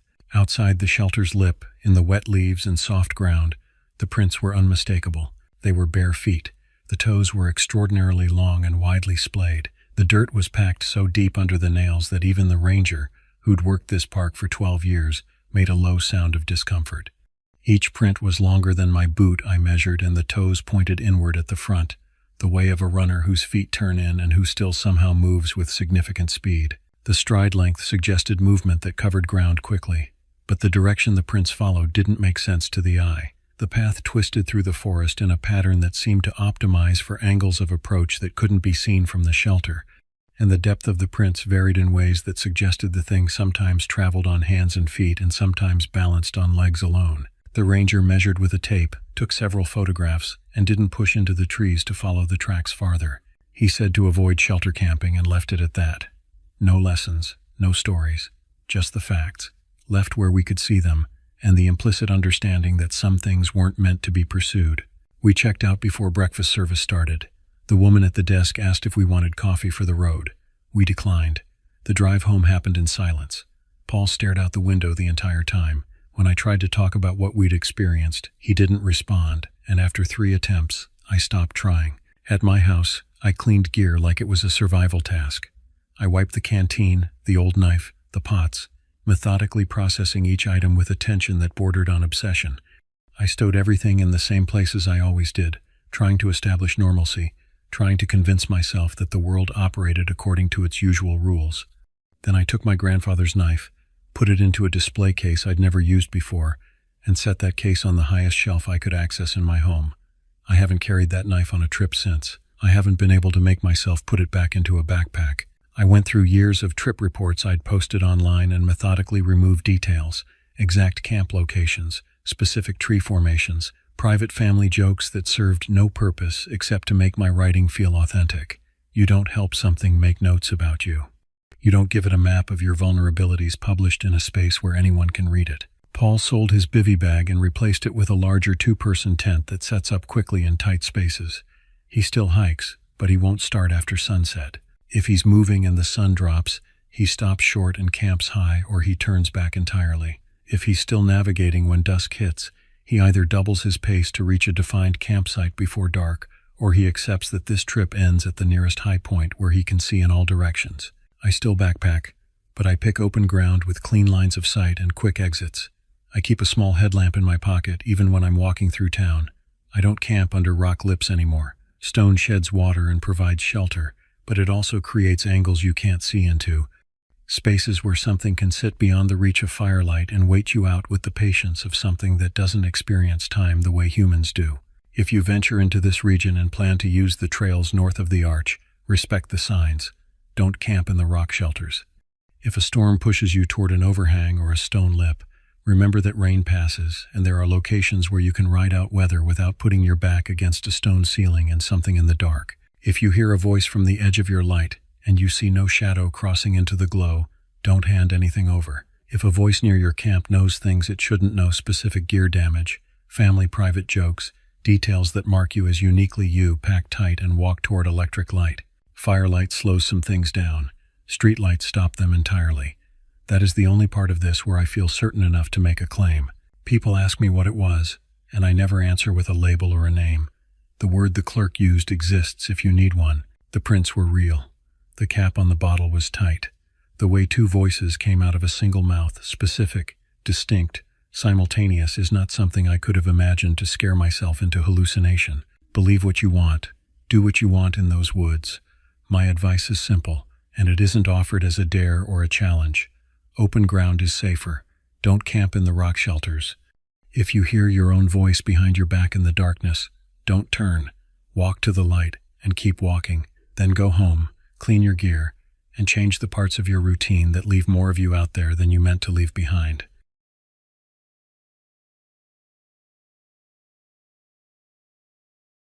I grew up in Durango, Colorado, where most nights end with someone suggesting a drive to nowhere. Tyler and I have been those guys since high school, two friends in an old Tacoma, a cooler in the back, and some half-formed plan to shave 15 minutes off a trip by cutting through a section of map that looks empty. We weren't reckless, just casual about risk in the way you get when nothing bad has happened yet. By last July, we'd logged thousands of miles through the Four Corners. We knew where the paved roads ended, which convenience stores stayed open late, and which county lines went quiet after sundown. We also knew the desert near Shiprock can turn from scenic to hostile the minute the sun drops. Knowing a thing and respecting it are not the same. That afternoon we were returning from Gallup. We'd stopped to see a buddy in town and stayed longer than planned, drinking cheap beer on his porch while the afternoon stretched into early evening. The route home was straightforward, Gallup to Shiprock to Farmington to Durango, but the highways were clogged with summer traffic. Campers moved at crawling speeds, rental cars from tourists who'd never driven mountain roads, and somewhere ahead, a wreck had eastbound lanes backed up for miles. Tyler pulled up a mental map and said we could cut northwest on back roads near Shiprock, then reconnect with Highway 160 closer to the state line. He said it like we'd done it 100 times. In reality, we never had. The area was Navajo Nation land, mostly reservation roads that weren't maintained for through traffic. He swore it would save half an hour. I checked the time on my phone. It was already past 7. We'd be chasing the last of the light, and in July, that meant maybe 90 minutes before full dark. I should have said no. Should have told him we'd sit in traffic like everyone else. But I didn't want to be the cautious one, didn't want to hear him joke about it for the next month. So I said sure, and just like that, we committed to a decision that would follow us home. We topped off at a gas station just south of Shiprock. The wind had died completely, leaving the air thick and still. Heat rolled off the concrete in visible waves. Inside, the fluorescent lights buzzed overhead, casting everything in a sterile white glow. The cooler section hummed its constant mechanical drone. We grabbed waters and beef jerky, the kind that comes in tough plastic packages that require teeth to open. The clerk was an older woman with her hair pulled back so tight it seemed to stretch her face. Her name tag was faded, unreadable. She wasn't chatty, didn't make eye contact while scanning our items. The register beeped with each pass. When Tyler asked if the dirt roads were decent north of town, she stopped moving. Her hand hovered over the scanner. She looked at our keys dangling from Tyler's hand, then at us. Really looked at us, like she was weighing whether it was worth saying anything. Finally, she spoke. Don't go out there after dark. Not a suggestion, not advice, a statement of fact laid on the counter between us like a physical object. Tyler smiled, that easy smile he has, the one that gets him out of speeding tickets. We'll be quick, he said. Be faster, she replied, and something in her tone made my stomach tighten. Her eyes held ours for another second. Then she turned away, bagging our items with deliberate movements. We told ourselves she meant livestock on the road, flash flooding in the washes, drunk drivers weaving home. We told ourselves a lot of things in those next few minutes, standing in that fluorescent lit store while the clock on the wall ticked past 7:15. We paid. She didn't say goodbye. The door chimed as we left, a cheerful sound that felt wrong somehow. Outside, the sun had slid considerably lower. A thin line of orange sat above Shiprock's jagged silhouette, that volcanic plug rising from the desert floor like a broken tooth. The sky above it was deepening from blue to violet. We got in the Tacoma. Tyler adjusted the seat, checked the mirrors. I set my phone on the dash as a clock, watching the minutes display. That was all the planning we did. The first miles out of Shiprock were paved, then patched, then fractured into something that was more crack than asphalt, then finally just dirt. A few houses sat far apart from each other, each with a couple of vehicles in various states of decay and a dog that barely glanced our way as we passed. Satellite dishes pointed at empty sky, laundry hung motionless on lines. 10 minutes in, the homes thinned to nothing. The roads stretched long and flat, shallow washboards rattling the cup holders and making our teeth click together. The desert up there isn't empty. You can see sage and juniper, distant mesas, the bones of old fences, but it can feel empty when you don't see lights for minutes at a time. Everything looks the same. Gray-green brush, red dirt, rock formations that could be landmarks or could be nothing special. We kept the windows cracked to bleed the heat from the cab. The air smelled like dust and creosote, that distinctive desert smell that gets into your clothes and stays there. I told Tyler we should turn back if we didn't hit pavement by full dark. He said we had at least 30 minutes of usable light. Dusk was already proving him wrong. The shadows were lengthening, stretching east from every rock and plant. The sun was half gone behind Shiprock, and the temperature was starting to drop fast the way it does in the desert. The road split at a cattle guard with no sign, no indication which direction led where. Tyler chose left, keeping us generally north. The speedometer hovered around 40. Any faster and the washboard would rattle us apart. Any slower and we'd never reach the highway before dark. We hadn't seen another vehicle since leaving the last paved spur. No headlights ahead, no dust trails, nothing. Somewhere out there, I couldn't say exactly where because every mile looked like the last the sun dropped behind Shiprock completely. We lost all color in an instant. The world went from golden edge to gray to almost black in the space of 5 minutes. Headlights cut a cone ahead of us, turning the dirt pale and somehow lifeless. The cab cooled by degrees. I pulled on a jacket. At 8:19, I started counting minutes, doing math in my head about how far we might have to go. We rounded a long, gradual bend, and she was there, a person in our lane, maybe 50 yards ahead, revealed gradually by the headlights like a photograph developing. Tyler braked. The Tacoma dipped forward, gravel skidding under the tires with a sound like tearing fabric. We rolled to a crawl. She looked young, maybe early 20s. Dark hair fell to her shoulders, uncombed, moving slightly in a breeze I couldn't feel through the cracked windows. She wore a pale shirt, white or light gray, hard to tell in the headlights, streaked with dust in patterns that looked like handprints. Bare legs from the knees down. Bare feet on the dirt road, no shoes, no socks. One arm hung at her side, limp and motionless, the other raised in a slow, unsteady wave. Palm out, then rotating inward, then back out again. The motion was mechanical, repetitive. No car, no driveway, no fence, no structure of any kind within visible range. Just her, standing in the middle of a dirt road in the dark desert, waving. "You seeing this?" Tyler's voice was tight. "Yeah." We closed the distance to maybe 20 feet, moving at walking speed now, close enough for details I didn't want. Her chin was low, shoulders rounded forward like she was cold or hurt. Her stance was uneven, the left foot seemed to hover slightly, like she couldn't or wouldn't put full weight on it. I reached for the window switch and stopped, my hand hovering over it. Something was wrong, and my body had decided before my brain could name it. We'd spent years stopping for people out here.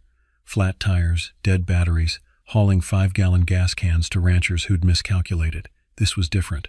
Every instinct I had was screaming wrong, wrong, wrong. The hair on my arms stood up. My throat felt tight.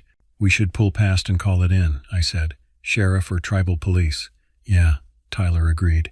He inched forward. She didn't move aside, didn't flag harder, didn't call out.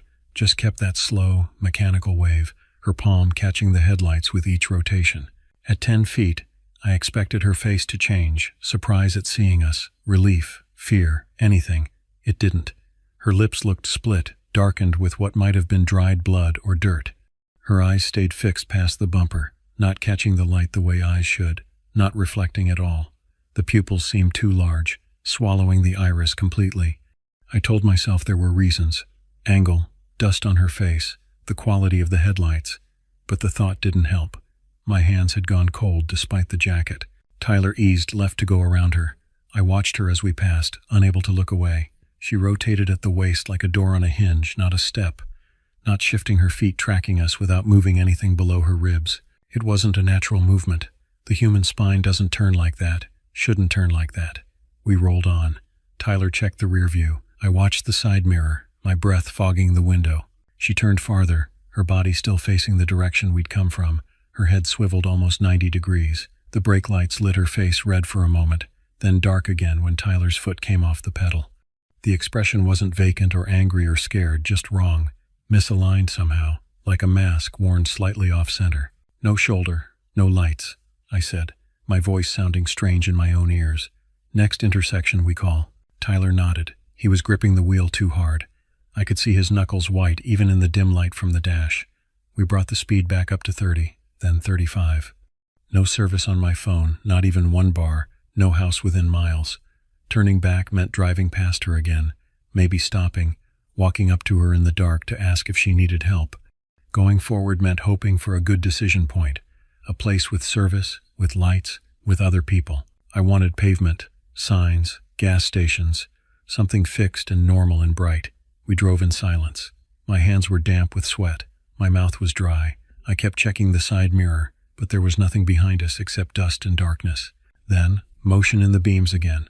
Same shirt, same dark hair, same shape. This time she was only 30 feet ahead when we saw her. There were no paths, no turnoffs behind us, no way for her to have gotten ahead of us. The road had been straight for the last mile, empty in both directions. We'd been moving at 35 miles per hour. She shouldn't be there, couldn't be there. My brain tried to make it work. Maybe we'd seen someone else. Maybe there were two people out here. But the shirt was identical, the hair the same length, the stance exactly as uneven. Tyler swore, a single, sharp word. He slowed just enough to steer wide, giving her space.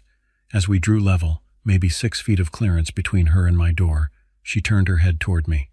Not gradually, one sharp snap, like a bird spotting prey. Up close, I saw dark marks on her forearm, distinct shapes that looked like finger impressions, like someone had grabbed her hard enough to bruise. 4 parallel lines, thumb opposite. Then we were past. Tyler accelerated harder than necessary. The engine whined. She stayed in the mirror longer than she should have, longer than physics allowed. Her arm finally dropped, but not in a normal way. It just fell, dead weight, swinging once before stopping. Then she bent forward at the waist, stiff and unnatural, her back rounding but her legs staying locked straight, like a mannequin being folded at a joint it wasn't meant to fold at. The dashboard clock read 8:27. I couldn't make any of this make sense. The possible explanations, twins, someone playing a prank, us somehow getting turned around, none of them fit. My heart was hammering. I could feel it in my throat, in my temples. Tyler's breathing had gone shallow and quick. We kept going. The road narrowed, brush crowding closer to the edges, branches scraping the passenger side with sounds like fingernails on metal. Then it widened again, opening into a broader valley. The sky ahead lightened slightly, a faint glow that promised the highway, other cars, civilization. I told Tyler we'd stop at the first main road, first light, first anything.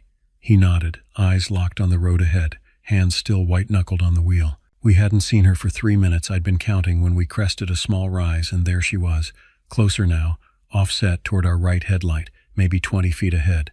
Arms raised overhead now, not waving. Head tilted so far forward her chin nearly touched her chest, hair hanging down and obscuring her face. She swayed slightly, side to side, like she was standing in water. I felt my mouth go completely dry. Tyler, I see her. I see her. His voice was flat, empty of the easy confidence it usually carried. He didn't slow much this time, just enough to control the vehicle. The raised arms weren't waving, they twitched at the wrists, small jerking movements that seemed involuntary. When we lined up with her, level for just a moment, her head snapped up, hair fell away from her face, her eyes locked onto mine through the glass. They were completely black, no white visible at all, and they tracked me with absolute focus as we passed. In the mirror, she pivoted faster than before. Her stance widened, feet spreading to shoulder width. She stepped toward us, one step, clear and deliberate, then another. Then she was closing the distance faster than walking, faster than jogging, moving in a way that my brain couldn't quite process. Her right foot was dragging and snapping forward, dragging and snapping, but it didn't slow her down at all. "She's moving," I said. My voice came out higher than normal. "I'm not looking," Tyler replied. He pressed the accelerator harder. The Tacoma fishtailed briefly on loose gravel before straightening. I couldn't stop watching the mirror. She was still visible in our taillights, now running full out, arms swinging loose at her sides, head angled just enough to keep us in sight. The way she moved it wasn't right. The rhythm was off, like watching a film with frames missing. The brush closed in on both sides, forcing us into a narrow corridor of dirt between walls of sage and juniper. Tyler took a bend too tight. The back tires kicked up a cloud of dust before he corrected, the wheel jerking in his hands. "Where's the highway?" he muttered. "Where the hell is the highway?" Movement ahead again, coming toward us this time, not standing still, that same pale shirt materializing from the darkness. The limp had become a hop, then faster, then a full run. No vehicle had passed us, no side road, no possible way she should be here, ahead of us, closing the gap. Tyler swerved left hard enough that my shoulder hit the door panel. He floored it. Her mouth was open wider now, impossibly wide. I could see teeth, too many teeth, even in white in the headlights. We hit 60 miles per hour, the wheel trembling in Tyler's hands, the washboard road threatening to rattle us into the ditch. She didn't reappear for a long stretch, 20 seconds, 30, but the sense of her stayed. That feeling of being watched, of being followed, of something behind us that was gaining. Then, a flash of movement along the right side. Lower now, not standing, not running upright, moving on all fours, matching our speed for what felt like forever but was probably only seconds. I caught glimpses between the brush, that pale shirt, dark hair streaming back, arms and legs moving in coordination like she'd always moved that way, like it was natural. Then she vanished into the dark brush beyond the headlight's reach. An impact hit the passenger door, sudden and hard. Not a bump, not brush scraping. An exhale, deliberate, with weight behind it. The door panel dimpled inward slightly. I turned, pressing myself back into the seat. She was there, level with my window, her face inches from the glass. Her arm was reaching, fingers splayed wide. I could see under her nails dark crescents, or maybe the nails themselves were dark, too long, too thick. She was keeping pace at 60 miles per hour on all fours. Then she dropped back, falling away into the darkness behind us. The next crest put her dead center in the lane, maybe 40 feet ahead, on all fours still, but motionless now, waiting. Her face was tilted up at us while her body stayed square to the road, spine curved in a way that made my stomach turn. Tyler took the right edge of the road hard, brush hammering the passenger side with impacts that sounded like fists on metal. As we came parallel, her head snapped toward me again, eyes still completely black, mouth still too wide, teeth too even, too white for someone who'd been in the desert, too perfect for the way she moved. We pulled ahead. Another impact slammed the door, harder this time. The glass vibrated but held. The sound was hollow, drum-like. I could feel it in my chest. Then the night changed. Light ahead, off to the left. Distant but unmistakable headlights on what had to be the highway. Red taillights moving in both directions. Civilization. Tyler stayed on it, the Tacoma bouncing hard enough that my head hit the roof. A T intersection appeared, marked with a faded stop sign barely visible in our high beams. He turned left toward the glow without stopping, without even slowing much. The tires scrabbled for purchase. In the mirror, she cut across behind us at an angle, moving fast enough that she was just a blur of pale shirt and dark hair. Then she was gone, actually gone this time. The night behind us was empty. The new road was smoother, recently graded. We hit 65, then 70. The glow resolved into individual lights, trucks, sedans, motorcycles. The highway, real and solid and full of people who weren't her. But then, one more time, she was in our lane ahead. Further out this time, maybe 100 yards. Tyler didn't brake, just took the far right edge of the road, practically in the ditch. In the high beams, she lunged. She covered the distance in 3 bounds, each one impossibly long, angling for my door. I pressed myself back into the seat, one arm coming up instinctively. A hard, quick rake of sound ran along the door panel. Not brush, not rock, contact, deliberate. The sound of something sharp dragging across metal with pressure behind it. 3 distinct lines, parallel, evenly spaced. Then the dirt ended, and there was pavement. The change in sound was immediate and startling, from the constant rattle of dirt and gravel to smooth, quiet road noise. Tyler merged onto the highway without signaling. A green sign flashed past in the lights. Another promised a service area in 2 miles. Neither of us spoke. My hands were shaking. My heart was still pounding so hard I felt dizzy. We pulled into the service area under sodium lights that turned everything orange. There were maybe 6 other vehicles in the lot, a semi, a few passenger cars, an RV, normal people doing normal things. Tyler parked away from the building, in a spot with good light. We sat there for a full minute without moving. When I finally opened the door, my legs felt weak. The marks on the passenger door looked worse under the artificial light. 3 parallel gouges down to the primer, each about 8 inches long. They weren't scratches from brush. They were too even, too deliberate. Each one had regularly spaced interruptions, like something had lifted and pressed down repeatedly while dragging. Dust flaked away at my touch, revealing metal underneath. My hand was shaking so badly I had to steady it with the other one. Inside, The service area was too bright and too warm and too normal. Fluorescent lights hummed overhead. A television played the weather. The cashier, Raymond, according to his name tag, looked up from a phone and asked if we'd been on the dirt roads. The door must have still been open behind us, the marks visible from where he stood. When I told him roughly where we'd been, his expression changed, went from casual interest to something harder. "Don't stop on those roads after dark," he said. "Not advice, a rule. If someone needs help, you call from town. You don't stop. You don't get out." Another man was in the snack aisle, older, maybe Navajo based on the turquoise jewelry he wore. He overheard and walked over, looked past us to the parking lot. "You boys need to look at your passenger side," he said quietly.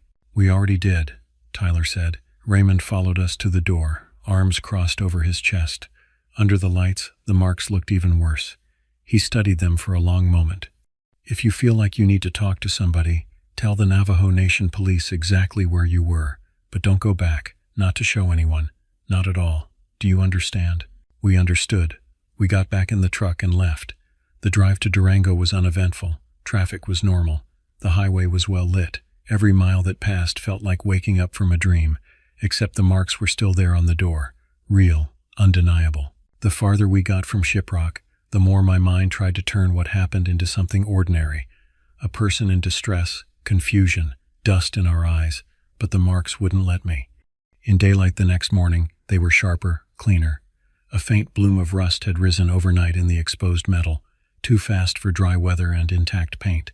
I rubbed one of the grooves with my thumb. The rust color came away faintly, like pressing on an old bloodstain. Later that week, I told Thomas, a Navajo coworker from Farmington. He listened without interrupting, his expression carefully neutral. When I finished, he was quiet for a long moment. Then, "You don't stop on those roads at night. You just don't.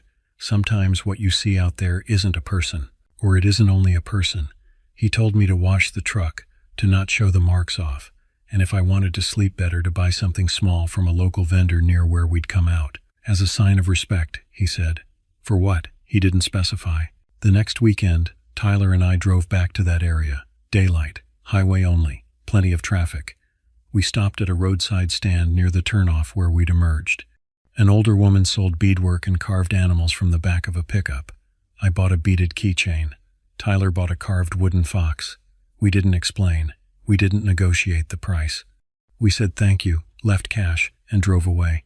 I felt something in my shoulders let go, some tension I'd been carrying for days. The scratches never washed out, no matter what we tried.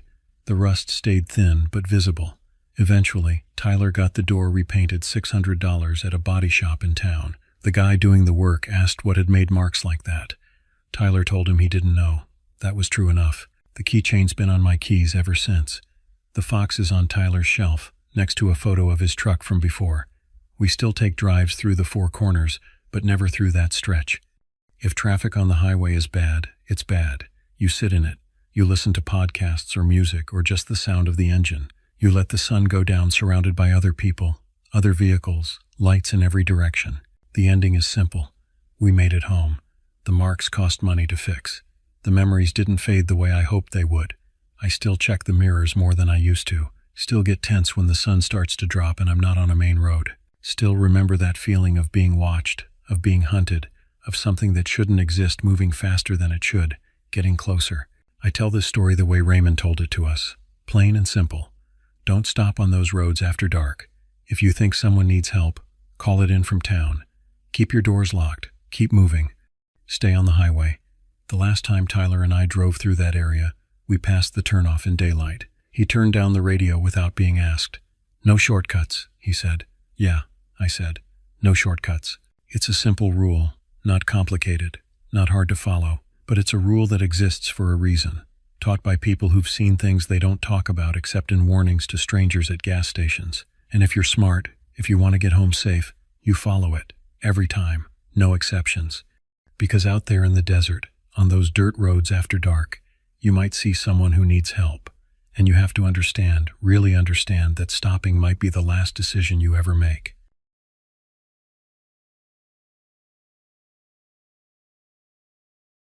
I'm writing this down because someone needs to know what can happen on the Abrams Falls Trail in Great Smoky Mountains National Park, Tennessee.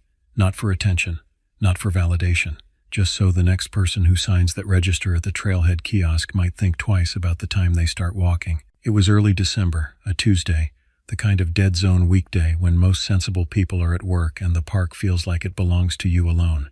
The temperature hovered in the low 40s. The sky hung gray and close, that flat winter light that makes everything look two-dimensional. My cousin Lance and I had driven down from Knoxville with the simple goal of getting some air and stretching our legs before the week swallowed us whole again. We'd done this trail before, 5 miles round trip, easy terrain, nothing technical, the kind of walk you can finish in under 3 hours if you keep moving and don't stop to photograph every cascade. At the visitor center, an older volunteer with a name tag that read Barbara reminded us about the time. Her exact words were, "Be back before dusk. Wildlife gets active near the switchbacks this time of year, and you don't want to be on that trail when the light goes." We nodded. We'd heard the bear warnings before. Every visitor center in the Smokies has the same posters, the same reminders about keeping distance, making noise, not running. We thought we knew what we were preparing for.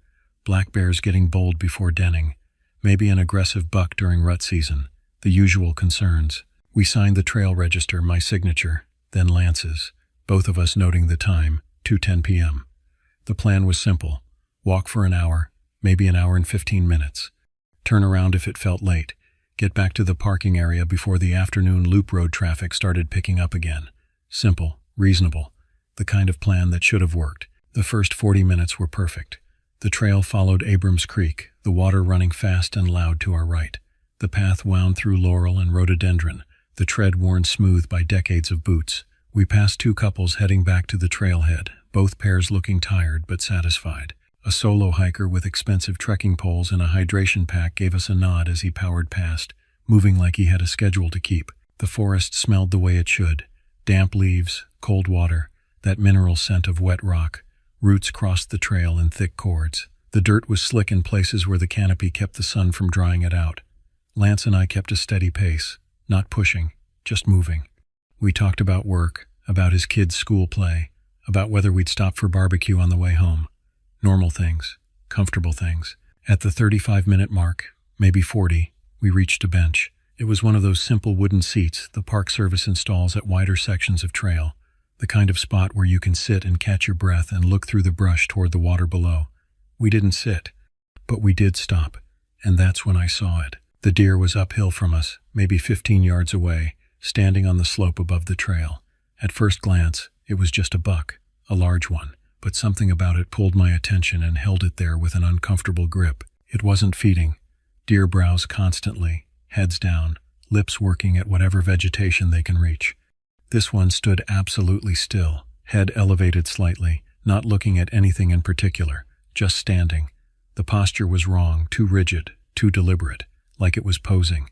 The antlers caught my attention next. The rack was tall, maybe 8 or 9 points, but the symmetry was off. One side had longer tines than the other, and the points didn't match the usual pattern you see on whitetail bucks in this region. Strips of what looked like gray velvet hung from one of the main beams, dragging down in ragged pieces. But it was December. Bucks shed their velvet in early fall, usually by September. By December, the antlers should be hard and clean, polished from rubbing against trees during the rut. This velvet was wrong, old, decomposing. The strips moved slightly in the breeze, and I could see where the tissue had torn away from the bone in uneven tears. "Hey there, big guy," I said, keeping my voice low and steady. "Easy, we're just passing through." The buck didn't react. No ear flick, no head shake, no nervous stomp of the front hooves. It just stood there, and its eyes, God, its eyes didn't look away from us, didn't shift to scan for other threats, didn't blink that I could see. They just held us in place. I've spent enough time in these mountains to know animal behavior.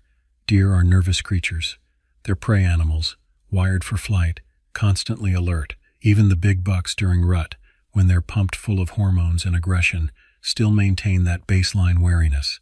They watch you, assess you, and then they make a decision: ignore, flee, or posture. This one didn't do any of those things. It just stood there on the slope, and the longer I looked at it, the more details started to bother me. The stance was too square. Weight distributed evenly on all 4 legs in a way that looked almost planted. The neck was too thick where it met the shoulders, the proportions slightly off, and the way it held its head, that slight elevation, made it look like it was looking down at us rather than simply observing us. "We need to back up," I said to Lance, keeping my voice quiet but firm. Slowly, keep something between you and it. Lance had been staring at the buck too. He nodded once, and we began to ease backward down the trail, moving carefully, not turning our backs on the animal. We angled toward the downhill side of the path, putting tree trunks between us and the slope whenever possible. The buck still didn't move, not a muscle, not a twitch, and then it did something that made my stomach drop. It rose, not a bound, not a rear with front hooves striking out, not the explosive burst of motion you expect from a startled deer. It rose the way a person stands up from a chair, smooth, controlled, deliberate. The hind legs straightened first, extending at the joints with a mechanical precision that looked completely alien on a deer's body. The rear quarters lifted, and the spine, instead of dipping or curving the way it should when an animal balances on two legs, remained almost perfectly level. The chest came up, rising higher and higher above the slope, and the head stayed fixed in position as if the whole thing was used to moving this way. The front legs hung down, longer than they should have been, the joints visible and wrong. Where there should have been the single-axis bend of a deer's front leg, there were articulation points that looked too much like elbows. The ends of those legs weren't hooves. They were pale, almost gray, and segmented in a way that made my brain scramble for a comparison. They looked like they could flex, like they could grip. The entire motion took maybe 3 seconds. 3 seconds of watching something that should be impossible happen right in front of me on a normal hiking trail in broad daylight. Lance made a sound in his throat. Not a word, just a sound. Back, I said, hearing my voice come out steadier than I felt. Keep backing, don't run. We moved faster now, still facing the thing on the slope, still not turning away. The trail curved slightly, and for a moment I thought we might lose sight of it around the bend. My heart hammered against my ribs. Sweat broke out on my back despite the cold. As we rounded the curve, I glanced down at the trail surface. There were marks in the leaf litter near our boots, 2 thin parallel lines dragged across the leaves, running perpendicular to the path. They were close together, maybe 6 inches apart, and shallow, the kind of marks you might see if someone had dragged a pair of sticks across the ground at shin height. But there was nothing on the trail that could have made them. No fallen branches, no equipment, just those 2 lines, fresh and clean, cutting through the debris. I didn't stop to examine them. We kept moving. The trail straightened out after the bend, and I risked a glance back over my shoulder. The thing was still there on the slope, still upright, and as I watched, it took a step, then another. It was walking, on 2 legs, down toward the trail. "It's coming," Lance said, and I heard the tight control in his voice. He was scared, so was I, but panic on this trail meant broken bones, or worse, the drop-off to the creek was steep and littered with rocks. "Steady," I said. "We know this trail. We keep moving. We don't slip." The thing reached the trail surface and stepped onto the packed dirt. It took 3 full paces upright, balanced, purposeful directly across the flat section of the bench cut. The front limbs swung slightly with each step, and I could see the joints bend and extend with each movement. The ends, those pale, segmented ends, touched the ground briefly with each stride, and I heard a soft brushing sound, almost like fingers dragging across fabric. The antlers scraped against a low branch. The sound made my teeth ache, dry and rasping, like bone on wood, accompanied by the whisper of dead vines sliding along the tines. It was a small sound, barely audible over the creek noise, but it cut through everything else. The thing's head tilted slightly, and its gaze, I can't call it anything else, locked onto us with an intensity that felt deliberate. It knew we were retreating. It understood what that meant, and it was deciding what to do about it. We traded positions on the trail, so Lance was on the outer edge at the next tight corner. He had better balance than me, and the downhill side of the path was slick with wet leaves. One wrong step there meant a tumbling fall toward the creek bed 30 feet below, and at our age, that kind of fall meant compound fractures or worse. "Root there," Lance said, pointing at a thick cord of oak root crossing the tread. "Step over. Don't try to step on it." "Got it," I said. My breath was coming faster now, but I kept it controlled. Panic burns oxygen. Panic makes you stupid. We moved down the trail in a rhythm. Step, check behind, step, check behind. Every time we completed a switchback and looked back up the slope, the thing appeared again at the high edge of the bench cut. Same distance from us, maybe 30 yards. Never closer, never farther. Just maintaining that steady, uncomfortable proximity. It had dropped back to all fours, but the movement was wrong. Normal deer move with a bouncing gait, a kind of elastic energy that comes from those powerful hind legs. This thing moved with a smooth, flowing stride that looked more like a predator than prey. No bouncing, no wasted motion, just efficient, purposeful forward movement. And it was quiet, too quiet. Deer crashing through the brush make noise, branches snapping, leaves rustling, the occasional grunt or snort. This thing moved through the undergrowth like it weighed nothing, like it was made of something other than flesh and bone. The only sounds it made were incidental: brush contact, leaf displacement, the occasional scrape of those antlers against low branches. I kept my eyes on landmarks, burning them into memory. An old drill hole in a large boulder near the trail, probably from some ancient Park Service project. A broken trekking pole segment lying in the leaves 5 feet off the path, the grip still wrapped in faded blue tape. A dense cluster of mountain laurel that forced the trail to bend closer to the drop-off. I knew I'd need to describe all of this later. I knew I'd need to prove we weren't making this up, that we hadn't panicked over nothing. Every time I thought about speeding up, about breaking into a jog despite the risks, the thing would move one deliberate pace forward on the high edge of the trail. Just one step. Just enough to remind us it was there, that it could close the distance if it wanted to. And each time it did that, I'd picture my boots slipping out from under me, picture the long tumbling fall, picture lying at the bottom of the slope with a broken leg while that thing picked its way down to me at its own pace. So we walked, fast but controlled, steady breathing, careful foot placement. The creek noise stayed constant off to our right, water over rock, that white noise that usually sounds peaceful but now just seemed to cover up other sounds. The light was getting flatter, that late afternoon quality where shadows stop giving you depth perception and everything starts to look like a stage set. Then we heard voices ahead. 2 hikers came around the bend toward us, moving uphill at a casual pace. They were older, maybe in their 60s, both wearing tan bucket hats and carrying binoculars on chest harnesses. Birders.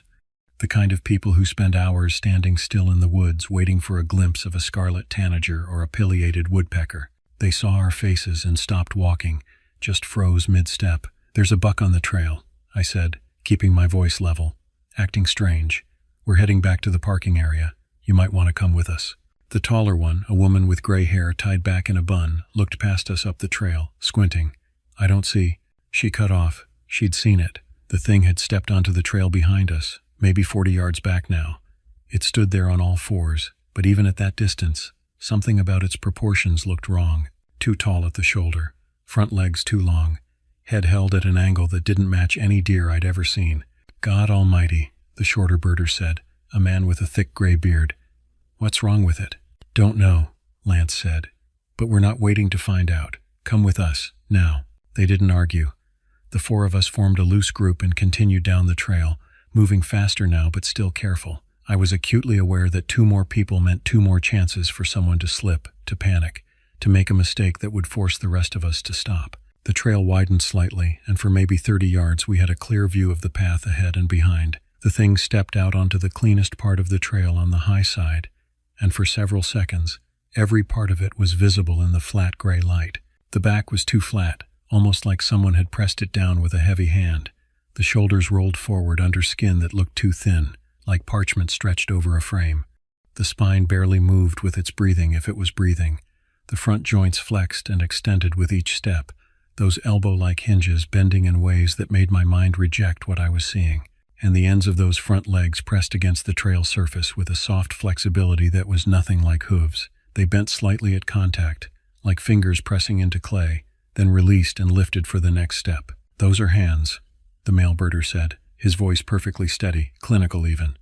"I'm looking at hands." He said it the way you'd identify a bird species, confident, factual, with decades of observation behind the statement. This was a man who'd spent his life putting names to shapes, and now he was looking at a shape that didn't have a name. The thing held its position for a moment, and in that frozen tableau I could see every detail.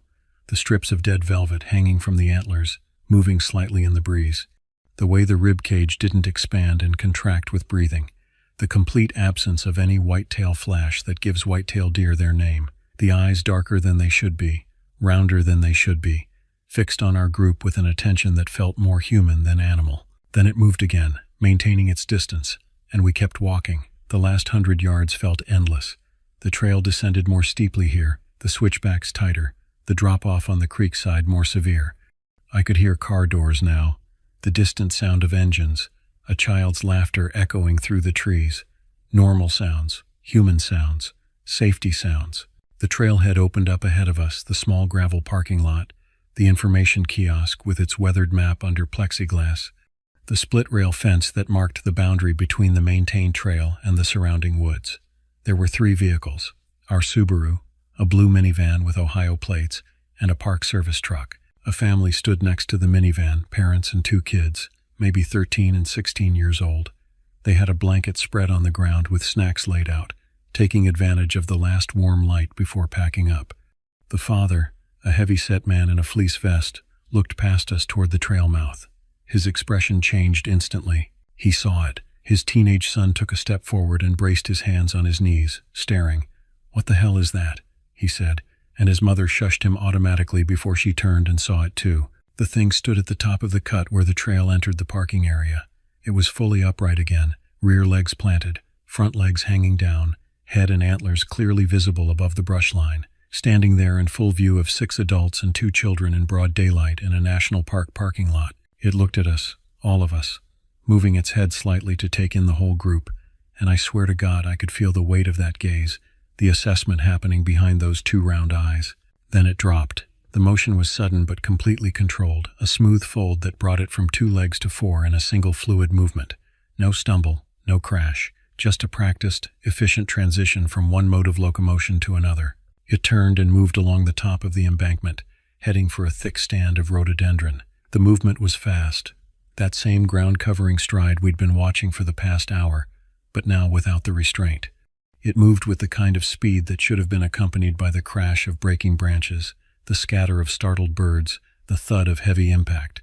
But there was almost no sound, just the whisper of brush parting and the creek continuing its endless flow over rock. It vanished into the rhododendron, and the forest swallowed it completely. For maybe 5 seconds, nobody moved. We all stood there in the parking lot, strangers united by witnessing something that shouldn't exist, something that violated basic rules about how animals move and behave. The park ranger's truck door opened. A young ranger, probably mid-30s, fit, with the kind of competent air that comes from actual wilderness experience rather than just book learning, stepped out and walked toward us. His name tag read, Phillips. "Folks all right?" he asked, looking at our faces. He'd clearly been monitoring the trailhead, waiting for us to come out. "We're okay," I said.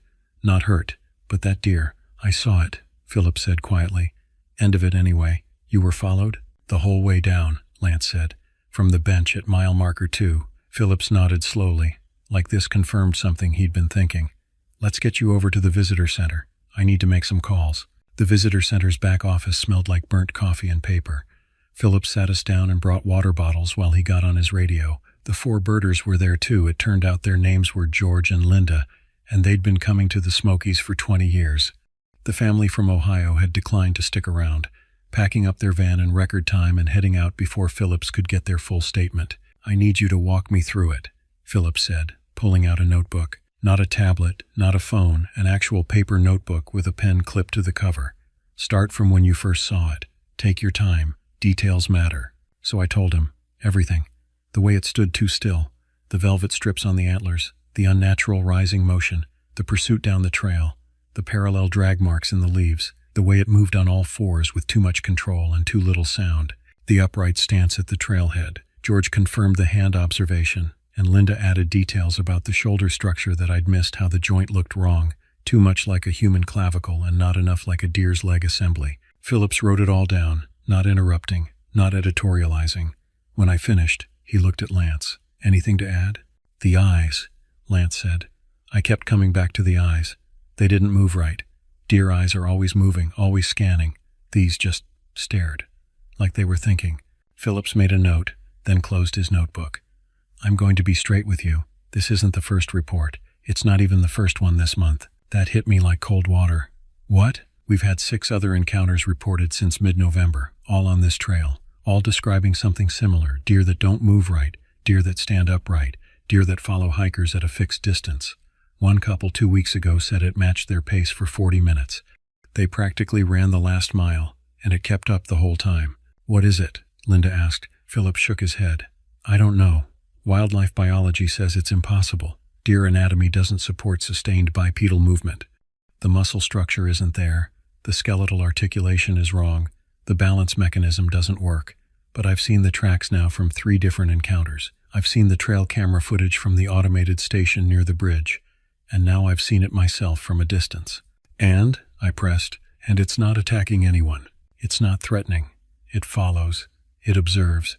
And then it leaves. Every single time. No injuries. No property damage.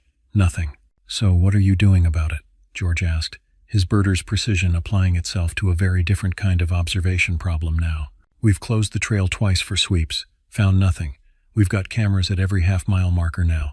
We're tracking it best we can.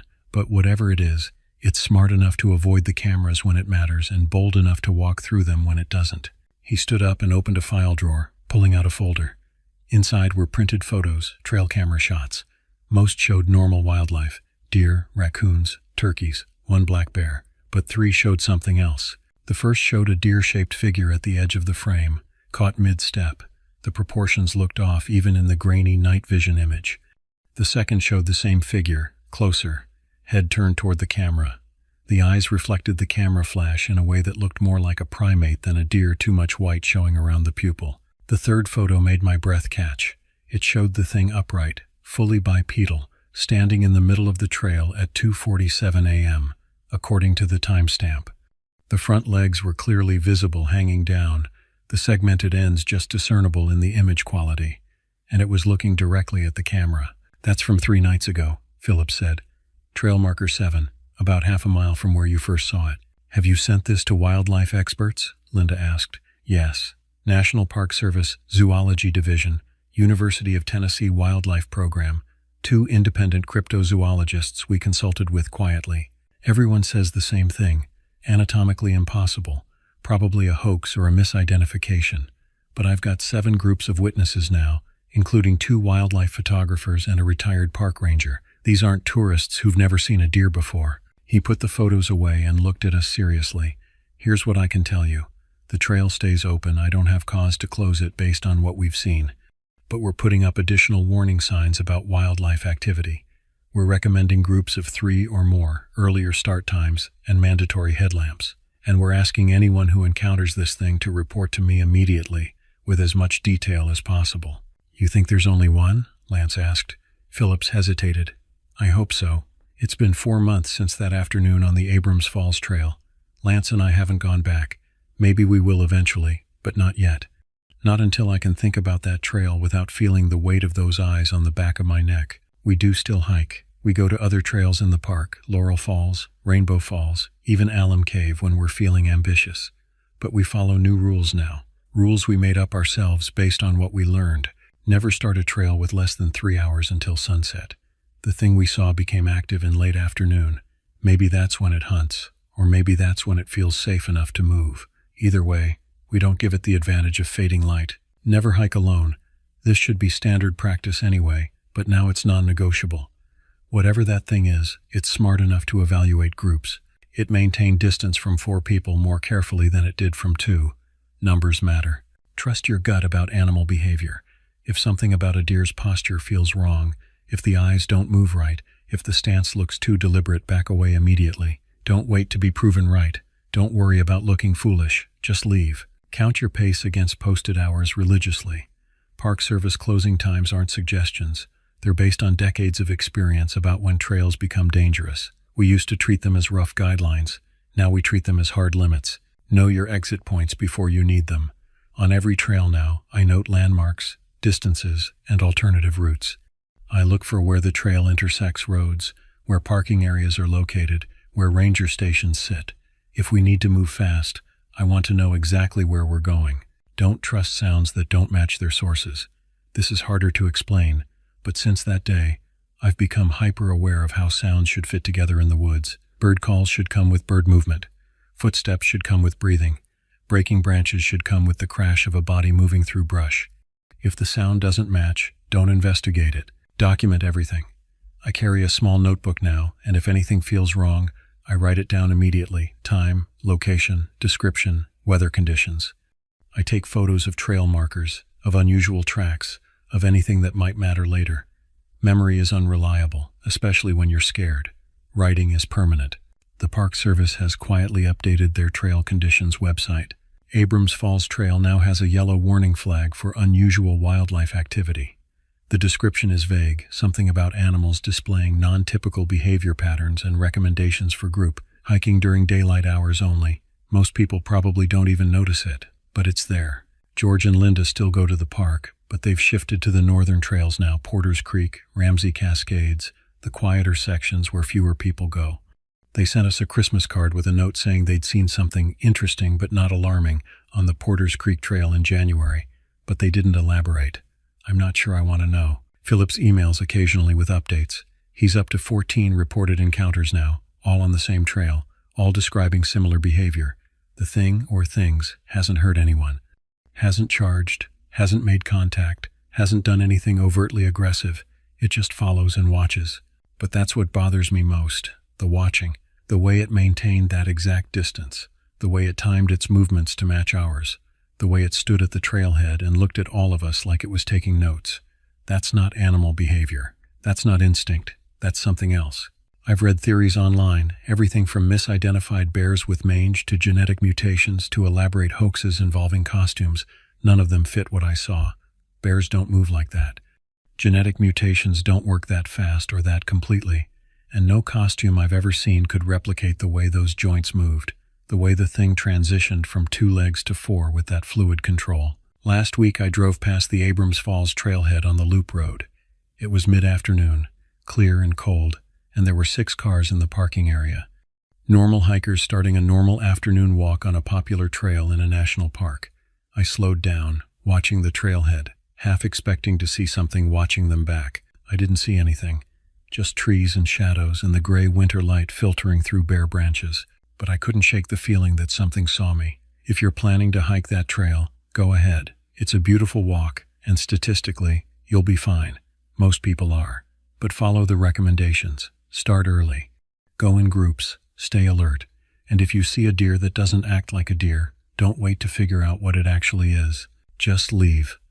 Walk back the way you came. Keep something between you and it, and don't stop until you're back in your car with the doors locked. Report it to the ranger on duty. Give them details, and let them decide what to do with the information. Because here's what I know now. The woods are bigger than we think they are, and the things that live there are stranger than we've been taught to expect. We like to believe we understand our national parks, that they're mapped and measured and explained.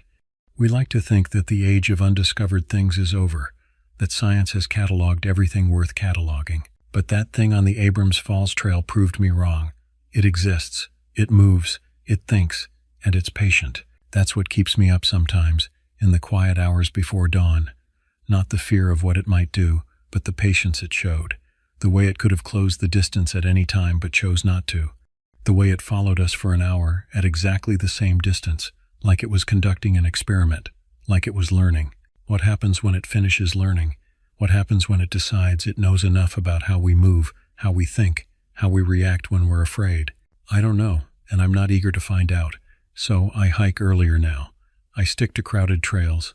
I check behind me more often than I used to, and when I see a deer standing too still on a hillside above the path, I don't stop to admire it. I just keep walking, and I don't look back until I'm sure I'm alone.